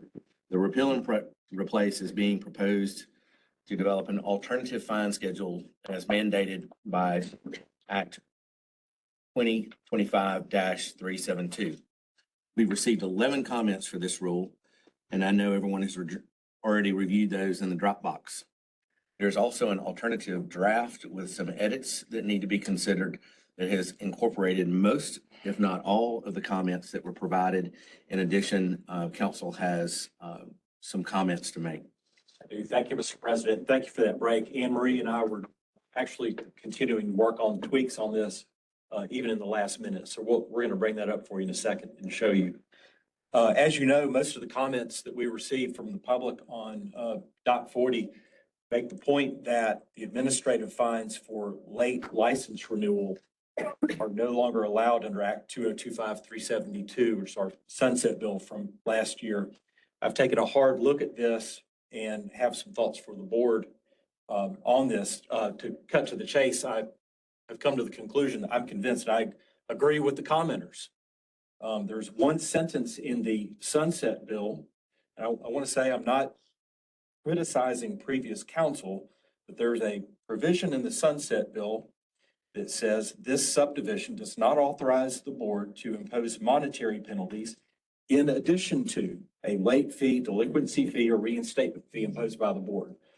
If you read the words "in addition to," this was kind of the theory taken on the initial proposed draft of the rule, that addition to means you can't do both. You can't impose both a late renewal fee and an administrative fine. I get that reading of it. I just disagree with it. When you read the entire statute, top to bottom, start to finish, it's clear to me, or I'm convinced at least, that what the legislature meant was that for licensees who are late renewing their licenses and permits, the only thing we can do is the only thing we can do as far as money, make that point clear. The only thing we can do as far as money is the late fees that are prescribed in the sunset bill.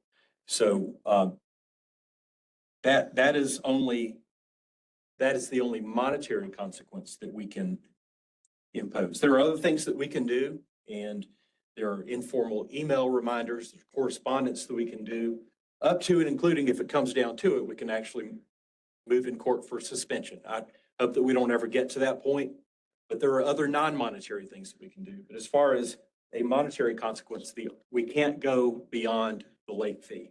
That's my reading of the sunset bill. And I'm also going to recommend that we remove some of the per day matters that are in the current proposal. So with all that as kind of background, I think I would like to show you is it in the Dropbox or it's on the screen.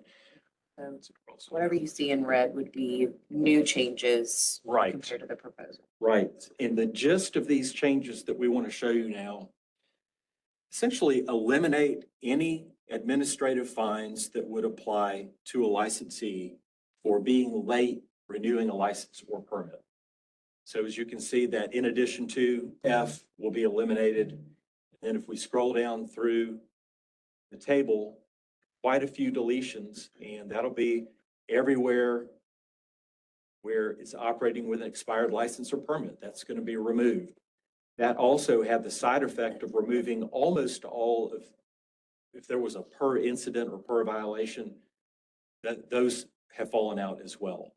We're also going to take out the per day and per month. It's my suggestion anyway, that we just change that to essentially the same monetary range that was there, but not to characterize it as a per day, but to look at the entire facts of the case as maybe warranted on a case-by-case basis. So with that, and I do advise you that I think that we can make these changes today and adopt and certify .40 with these changes that are designed to comply with comments that we've received and would not impose any new or different obligation on the licensed public and would not substantially change the rule in such a way that we would need to start over. So we can do this today and still have our schedule in place in mid-April.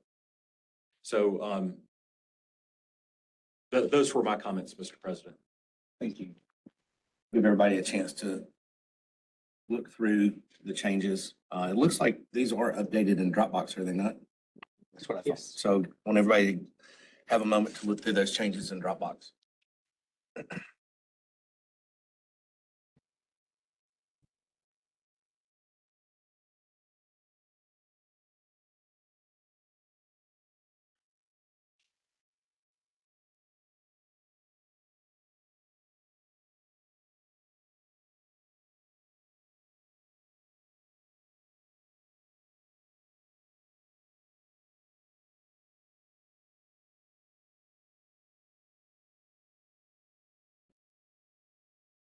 Let me know when y'all are done.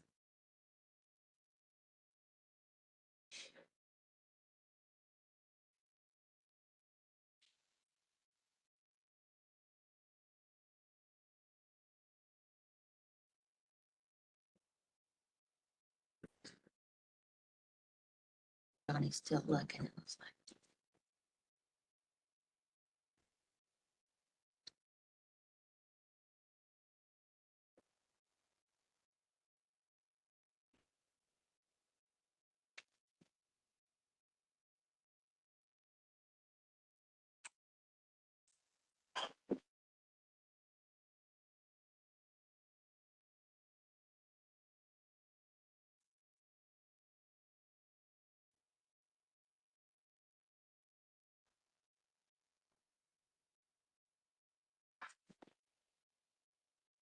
Dr. Mitchell, let me know when you're ready. Yeah, I'm ready to discuss.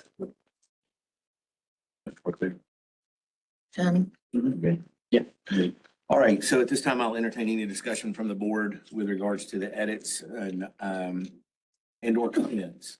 I think according to council, feel pretty confident that most of the comments have been addressed by the changes that were made by he and Dr. Nolan. So any comments from the board? Just a question, someone shipping into the state that doesn't have a license, how is that handled now?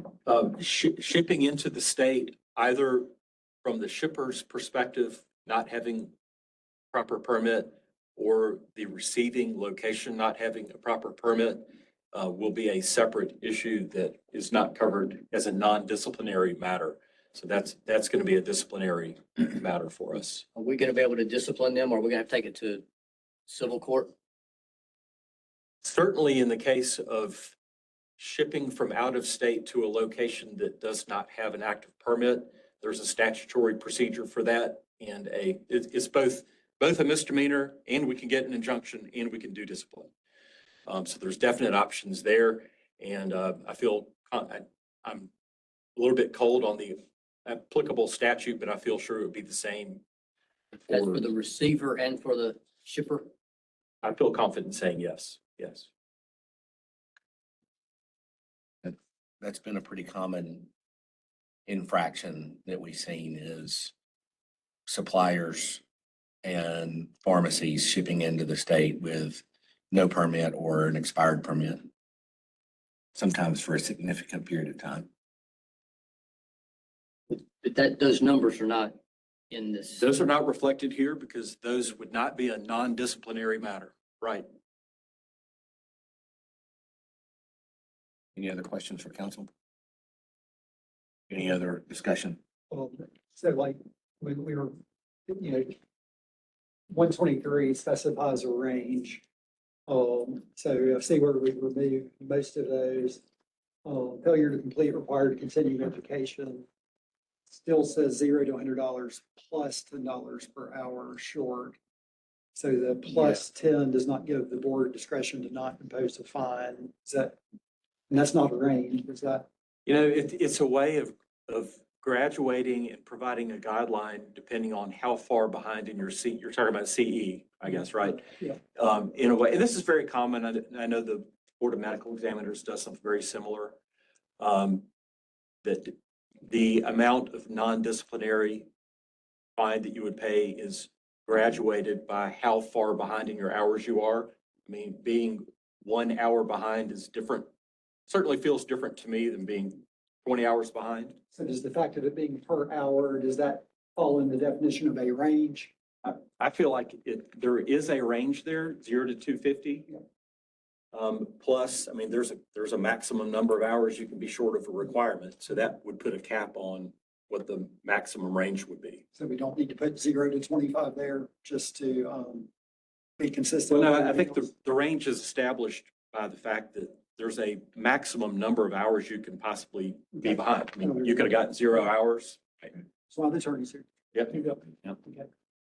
And so to me, looking at this fee schedule or fine schedule, what I don't like is that I love that it gives us the opportunity for no fine. I would like to see an option of a warning letter of no fine with all of these. So that if there are extenuating circumstances that are presented to the board, that we at least have that capability to issue a warning. Because again, there may be circumstances that we would agree that don't substantiate this being a violation, so that would give us the option for a warning letter. Well, warning letters would then be public record, correct? It would be in a public file if there were ever a public records request made about the licensee. As with the non-administrative penalty. Yes, it would. Yeah.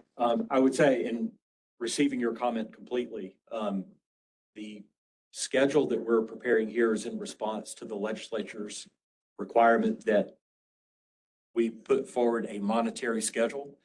This in no way limits the board's capacity to do other things. And I would certainly endorse doing that when it's appropriate, either alone without an administrative fine or with. So we still have that option, even though in the chart it doesn't give us that option. Yeah, this is for monetary fines. Yep. And so that answers that. The other thing that I don't like is the range does not create a standard that all pharmacies are, or that all potential penalties are subject to the same. It's still open interpretation. If I like somebody, then I have the option to fine them $50. If I don't like somebody, I have the option to fine them $1,000. So, and again, these discussions took place before I was on the board. So I'm the newbie that's coming in being asked to approve or disapprove something that I didn't have a part of creating. So I just want a better understanding. Was there any consideration given to first offense, second offense, third offense versus I know we have to have the range because of legislature, but how to be transparent? Number one, is there any requirement that we publish any kind of summary at the end of a month or at the end of a quarter? These are the fines, like maybe even if it's de-identified by person or pharmacy, do we publish, that seven people were fined under 680-2-14, and these were the fines, so that we can show transparency that they were fairly applied? Or is this all buried in one big number that gets published on a balance sheet? We could certainly publish those, and I have no objection to doing that.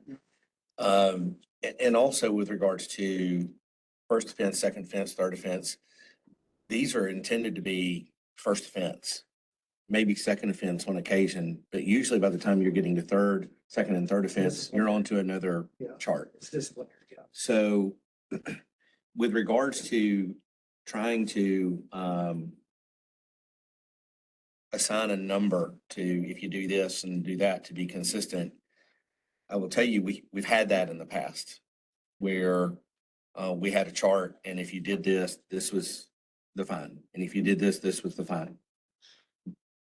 And we did that in order to be consistent. That was frowned upon because it didn't take into account the individual actor, their history, and the risk to the public. So, because we were trying to be consistent. And I think one of the reasons why we keep our books is so that when we go and we have someone that we've issued a fine to for an individual thing, and we get a like situation 2 months later, we can go reference that to see what the fine was.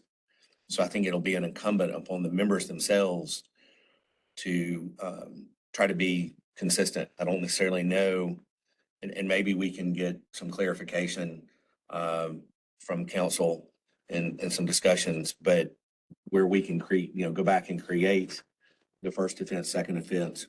But when we remove the ability to do a per incident fine, and we are told we have to do a range, then we kind of remove that, some of that transparency of, you're going to get, the fine is this for doing this many times. So we just have to live within the range and take each case based on the facts of that case and hope that we can remember cases in the past and try to be consistent as we can with them. Because like I said, we've tried to do that in the past with a chart, and that chart was frowned upon, unfortunately. The legislature also told us to, in each case, consider the level and scope of misconduct, level of risk to public health and safety, and the compliance history of the violator in assessing each case. So there is a sense in which every case stands on its own facts, but you strive for consistency within those guardrails. And then in the chart where we have three, like, for example, a good one is failure to identify new supervising pharmacists within 90 days. If you can find that one, yeah. So on our ranges, we have 0 to 500, and then we have 500 to 750, and then we have 750 to 1,000. So I will have no discretion as a board member. If someone is 60 days late, I have no ability to find them less than $500 under that schedule. So I can't, if there's some extenuating circumstance where it was 31 days or 101 days, and there was some, very compelling reason why that slipped through or that happened or whatever, I would not have the option to find them less than $500 or less than $750, correct? Would always have the option to dismiss the case, correct? You can always dismiss the case. I think I will always advise you to follow exactly what we've put in the Alabama Administrative Code. And so in that case, if we are going to do a non-disciplinary fine for someone at day 31, I'm going to tell you the minimum is 500.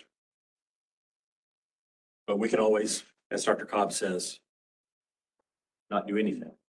So if we felt like they truly made a mistake, they truly should have been done, but there was some circumstance where it didn't get done, then I still have to find them based on this chart. You would advise. No, I would say nothing here forces the board to fine anyone. Correct. Okay, but so if the facts don't warrant a fine, then we won't do a fine. So if the facts warrant the fine, and it's 31 days, the minimum I'll be able to charge it is 500. That would be my advice to you. So I would say, do we want to consider making that 0 to 500 on less than 30, 0 to 750, 0 to 1,000? So we have that ability to have discretion if there's a case. Doesn't mean we have to do it, but we would have that option. I think we already have that discretion and the ability to dismiss the case. Or if we don't want to dismiss it because it was they truly did not comply with the. Well, the particular one you're looking at right now is supervising pharmacist, and I see change of ownership is in there as well. Yeah. With the same thing. you've got to have a really extenuating circumstance to not have a PIC for that period of time. And it's not a mistake. You've been talking to the board and the board's been talking to you at that point. The change of ownership is a better example to document. Probably so. Yeah, I mean, and I just picked the first one that had a yeah, range. in that previous example, I mean, you're in communication with the board a lot. If you haven't identified, hopefully you are, a PIC. The change of ownership, I mean, again, I think there's cases that we probably don't want to get into, of why that fine is what it is. And really where I'm going is I don't want, again, we're talking about optics, we're talking about transparency. I don't want someone to be able to go to the legislature and say the board is mandated to give a fine in these circumstances. So I'm not saying we wouldn't give a fine, but what I would like to see is everything start with zero, so that if we determine that their behavior is egregious or whatever, egregious is not a good word, but if their behavior warrants a fine, we're able to render it. But we're not printing and publishing something that mandates that we have to give a fine. Again, I'm all about fining if in the appropriate circumstances, but optics of I as a board member am mandated to have to give a fine for a non-disciplinary action.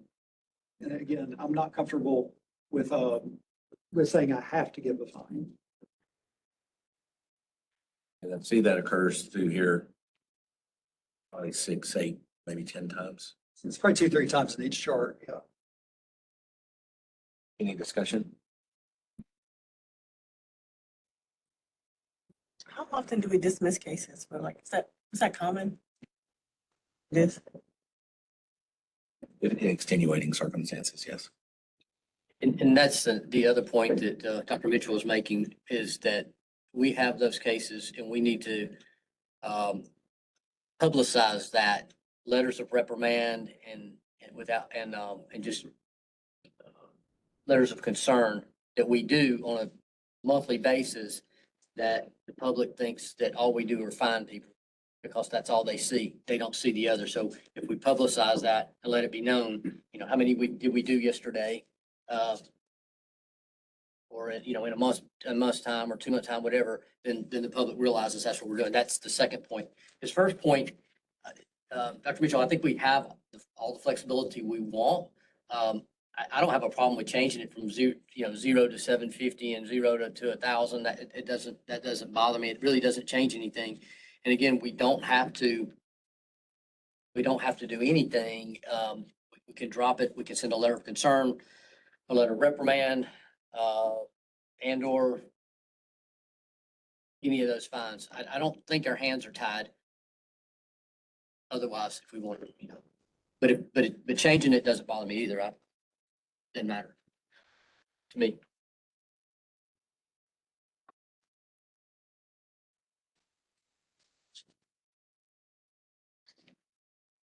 So in order to get it changed to the 0, to start the range with 0, what would have to happen today? You would just need to tell us and give us 5 minutes to make that change. Or I think you could really probably just tell us everywhere that you see that 3 categories of days, make those bottom numbers 0 in each case. We can do that. Yep. Yeah, I think that's a good idea, personally. Excuse me.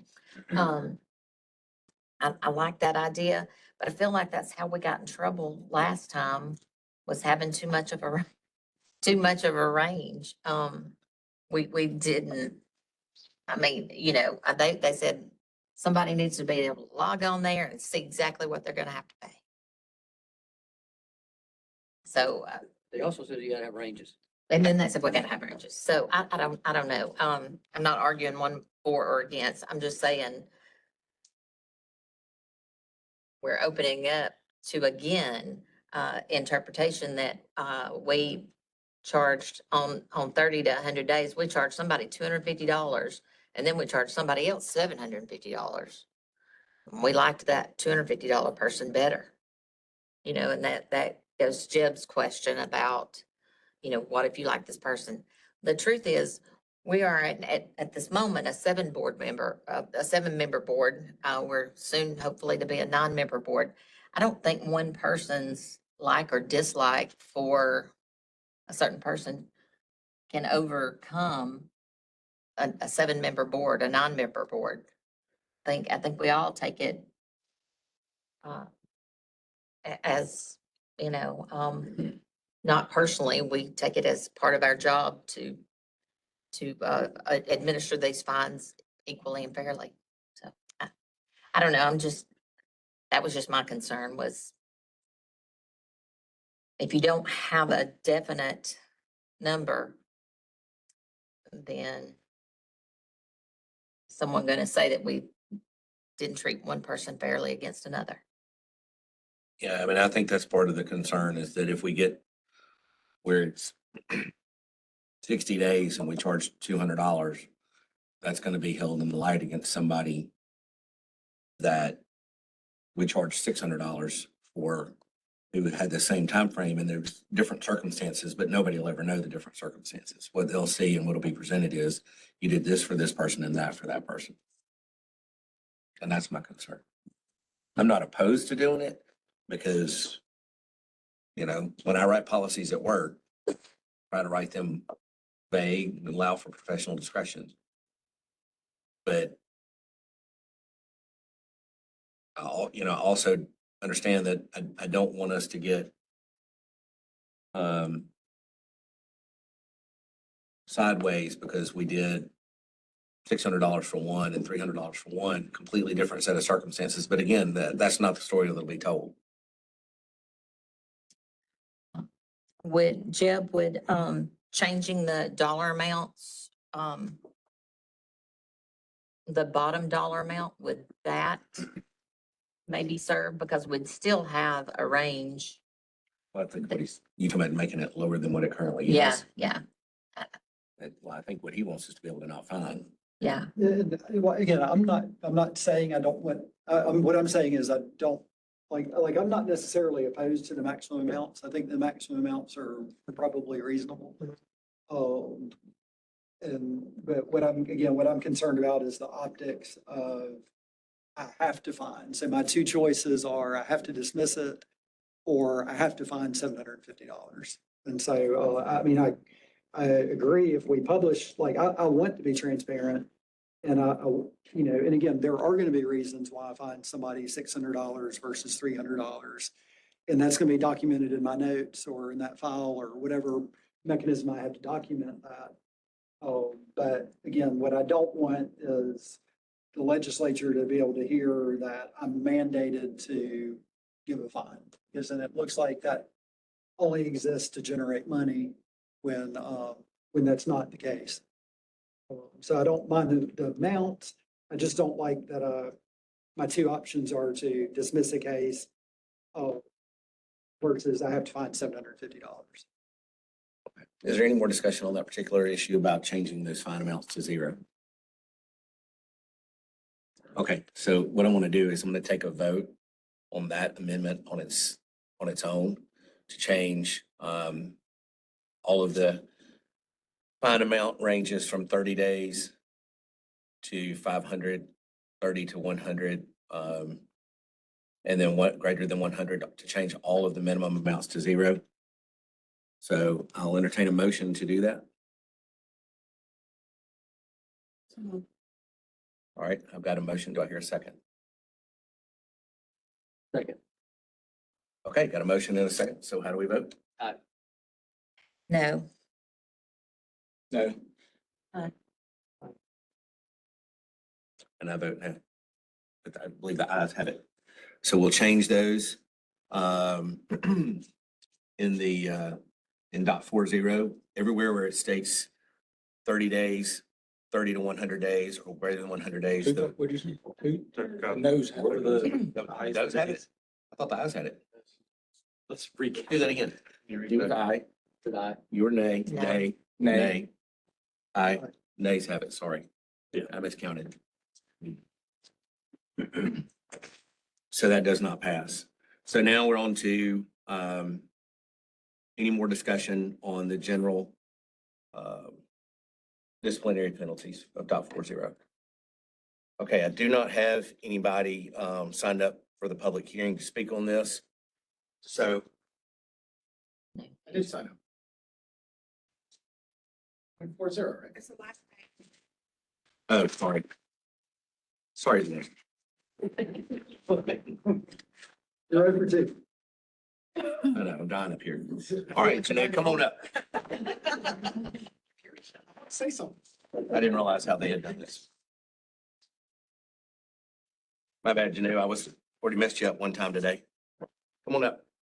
Thanks.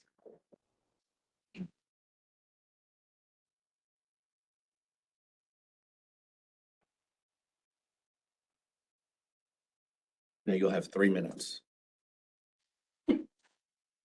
Yeah, and you've actually addressed. Oh, sorry. Sorry. Do you solemnly swear or affirm that the statements you're about to make will be the truth, the whole truth, and nothing but the truth? I do. Thank you. Good morning, members. My name is Janu Phillip, Director of Pharmacy Affairs for Walgreens. So I appreciate the opportunity to speak today. I do want to share a couple of concerns that are in 680-X-2-.40. The first one is related to the technician training violations applying to non-resident pharmacies. So that's on page 11 of the PDF. So it's in the technician, I'm sorry, in the non-resident table. So it says that allowing a technician to work without completing training is, is an actionable offense.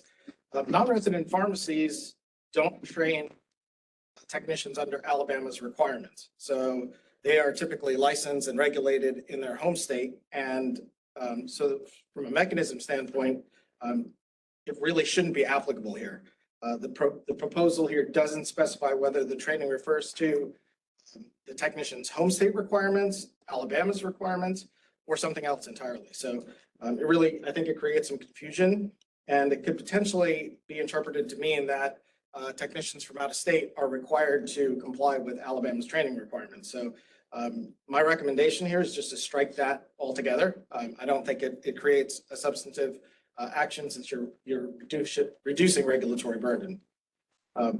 The second item is under violations that fall under the pharmacist or PIC and not the permit. So several of the violations listed in the pharmacy tables throughout the document sort of fall squarely within the authority of the pharmacist or the pharmacist in charge, and not the permit holder. You know, some examples might include technicians having to complete training, controlling access to the prescription department, maintaining required records, displaying required licenses. Those are all like professional practice responsibilities, and penalties for those should exist, you know, in that pharmacist or supervising pharmacist section.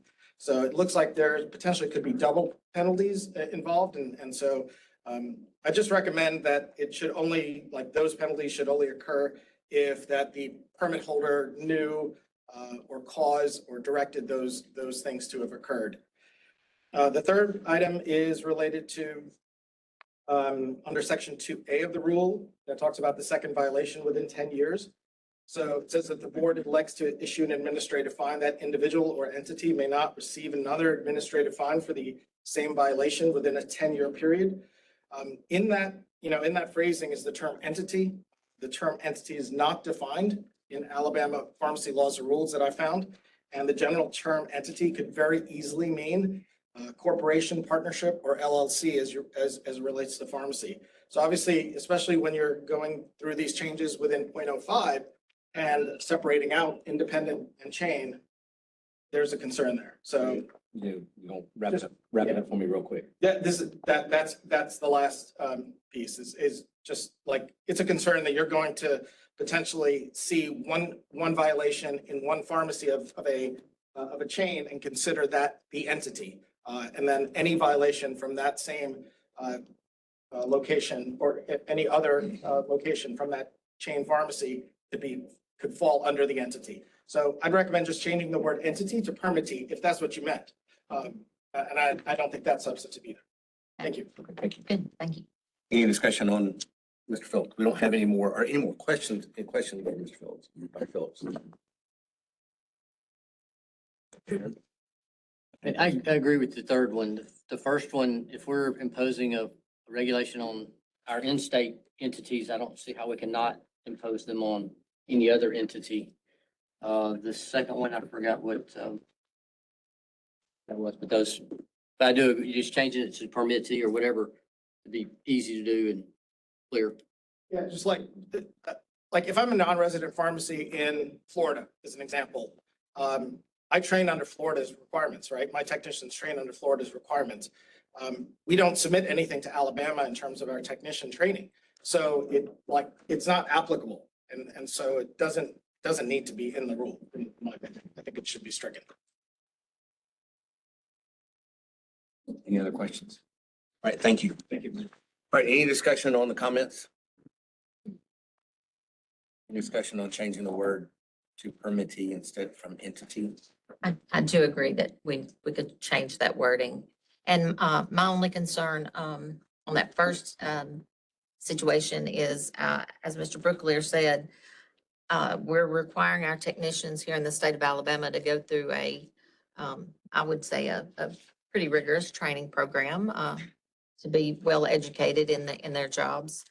Do we know about other states? You know, we assume that each state has their own training program. We would hope that each one does.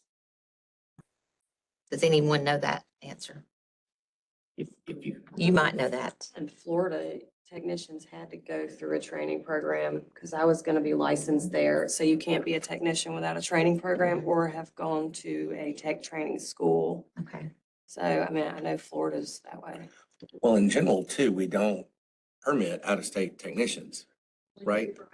So, yeah, so only the supervising pharmacist would fall underneath that requirement because we're not giving a permit to that out-of-state technician. That make sense? That's why it's not applicable. That's the point of making it remove it, yeah. Yeah, so understand. The word entity also occurs in the 2 paragraphs down in the item C. So I think we need to change entity there to permittee.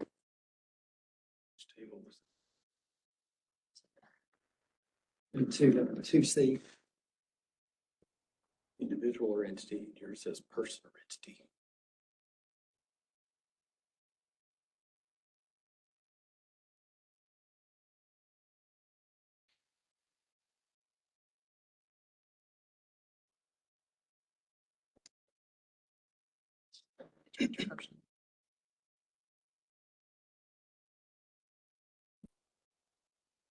All right, so how, we need to vote on changing the word from entity to permittee. We also want to take out the tech training out of only the non-resident table where it's not applicable because It's I not thought that was the That's right. comment, right, Janu? Yes. And It's not applicable. just Strike it. All right, so So likewise, under the pharmacy services permits, that same allowing technician to work, can a pharmacy services permit have a technician? Does that exist? yes. Yes, okay, it is. All right, so we've got 2 edits to consider and we'll take a vote on those and maybe I can count correctly. One is to change the word entity to permittee and the other is to strike technician training from non-resident pharmacies. So I hear a motion on that.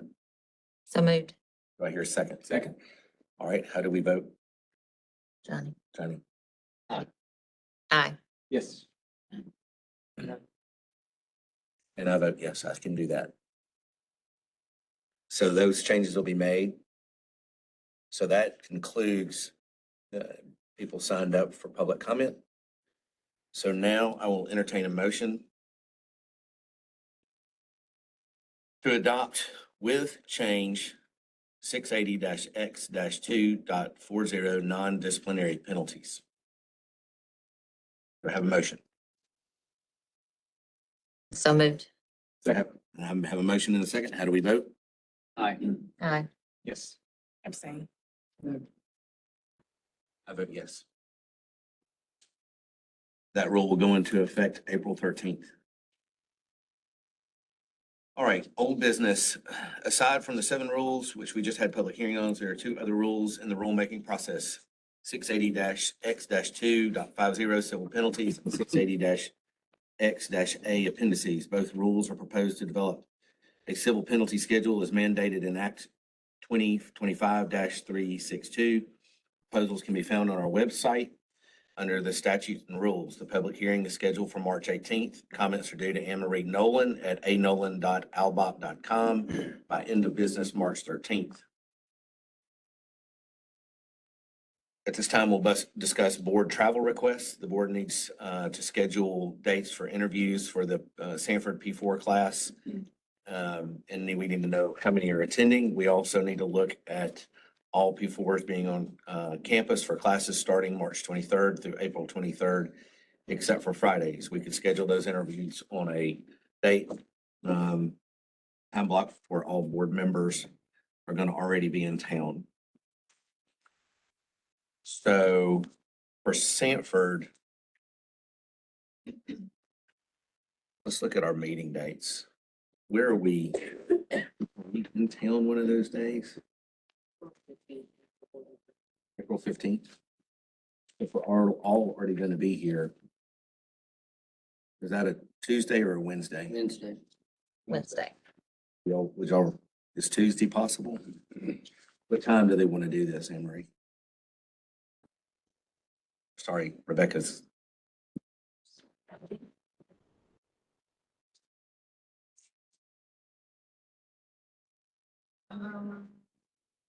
You didn't really specify for each date. I think with Sanford, historically, we've had them either the Tuesday or Wednesday of board week, like later in the afternoon, like 5 or so. Yeah, I was thinking like maybe 4:30 or 5 on that Tuesday. So we're not held over on Wednesday doing that and going into town and then all trying to get home. But I want to make sure it's late enough that we get through appearances. Let's call it 4 o'clock. Wendy, have you got appearances scheduled for April yet? Okay, she doesn't have them scheduled, so let's do 4 o'clock. And that way we can just control the number of appearances we schedule so that we don't run over. Is that okay? Yeah. All right, so can I hear a motion to schedule that for April 14th at 4 p.m.? So moved. Second. How do we vote? Yay. Yay. Yes. Yeah. Yes. Yes. And I vote yes. We'll make that schedule. We need to discuss business meeting recordings. Last month, we talked about exploring options for posting our old business meetings so that the public can go view them at a later time. I will tell you, my wife and her colleagues attended last month for the first time and were not entertained. So, Terry, do you have any update for us on how we could schedule, how we could archive these? Yes, me and Anne Marie and Rebecca have been working on this. So it's in beta phase right now. But our WebEx is being recorded as live. So it'll take a little while to process the recording. Then we are transferring that to a YouTube channel. There's no cost for that. So we'll have the YouTube link on our website within a week. Okay. So do we need to approve that? It would be helpful if you Okay. ask the staff to do it. All right, so I'm going to entertain a motion to launch a pilot beta phase posting and posting our business meetings on our YouTube channel. With a understanding that these processes are going to require some refinement. Do I hear a motion? So moved. Second. All right, we've got a motion and a second. How do we vote? Aye. Yes. And I vote yes. Thank you. All right, we get an update on the receptionist position, Mr. Secretary. Refer to Mr. HR, as he's receiving the applicants for the position. We've received 98 applications, currently in the process of narrowing down the applications. We'll hopefully begin the interview phase very, very soon. I know we originally posted the position, had relatively few applicants. What was the change that we made to increase the Mass email. mass email to technicians instead? Yeah. So just to broaden the application pool, we sent it out to Okay. license takers. We don't need any action on that, I don't believe. All right, we'll move on to new business. If you look in your Dropbox, you'll see a request from the same request, and I believe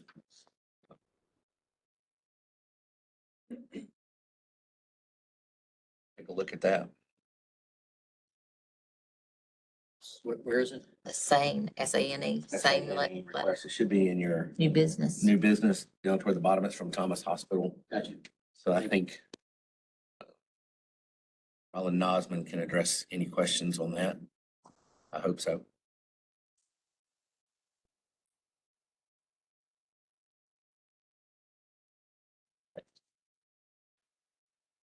I make a motion we approve. All right, I have a motion to approve the request. Do I have a second? Second. I have a motion and a second. How do we vote? Aye. Yes. And I vote yes. Next item is review of dual pick request. I think Mr. Secretary may have some information on that to share or council. Yes, sir. There was a two entity business that had a single pharmacist serving as the pick in both of those locations. And the question is whether the approval for dual pick because of limited hours would apply to the business arrangement or to the individual. And the ask is for the board to review that and make a decision whether we need to have that individual requested or certify that this is a decision made for the business arrangement, regardless of the individual pick. I captured that right. Any discussion on that? All right, so I'll entertain a motion to approve the request for the dual pick being transferred to a new pick. So moved. All right, got a motion and a second. How do we vote? Aye. Yes. Aye. Yes. And I vote yes. Yes. Sorry, just for a point of clarification, if they ever have another change in supervising pharmacists, would you like for them to have to request it again, or is this, okay? We will let them know. Thank you. What was your response, Todd? No, I mean, I think, in my opinion, unless it's not the person, if the business were to change substantially, then I think it needs to be revisited. But if the business doesn't go under a substantial change, then I don't really care who the person is. It's my personal opinion. I think that one probably, as I'm looking at faces, is shared. Thank you. All right, we have the last item on new business, at least the last scheduled item, is to discuss rule review. And as mandated by Act 2025-372, no later than February 1st, 2026, the board is to submit a report that identifies all rules that are in conflict with 34-23, with a plan for how to bring those rules into compliance with Chapter 23 no later than October 1st, 2026. That report was submitted, and the 6 rules that were identified are that need to be addressed are as follows. 680-X-1-01 organization. We will need to amend the language to reflect the new board member composition. 680-X-1-02 Office of General Counsel. We need to add this rule to describe the 2 branches of the Office of General Counsel that we currently have. 680-X-2-.23, drug manufacturers, wholesalers, distributors, private label distributors, repackagers, third-party logistic providers, outsourcing facilities, reverse distributors, and retail medical oxygen suppliers. Breathe. Will need to be removed the language of civil penalty fines as they will now be reflected in its own civil penalty schedule. 680-X-2-.36, continuing education for pharmacists, we will need to remove language of non-disciplinary penalty options as they will be reflected in their own non-disciplinary rule. 680-X-2-.37 CE for pharmacy technicians will need to remove language of non-disciplinary penalty options as they will now be reflected in its own non-disciplinary rule. 680-X-3-.03 time method of payment renewal and non-disciplinary penalties for late renewals of controlled substance permits. We'll need to remove language of non-disciplinary penalty options as they will now be reflected in their own non-disciplinary rule. There are proposals of all 6 of these rules in your Dropbox, and I hope that you have had a chance to review them prior. I will take discussion on .01 organization first. Is there any discussion?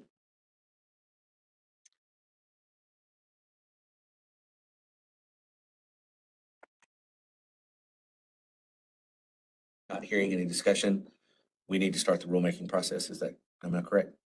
I'll take a motion to start the rulemaking process on 680-X-1-.01 organization. So moved. Second. How do we vote? Aye. Yes. And I vote yes. I will hear discussion on 680-X-1.02 Office of General Counsel. Any discussion? I'll hear a motion or accept a motion to begin the rulemaking process on 680-X-1-.02 Office of General Counsel. So moved. Second. How do we vote? Aye. Yes. Aye. And I vote yes. On 680-X-2.23, is there any discussion?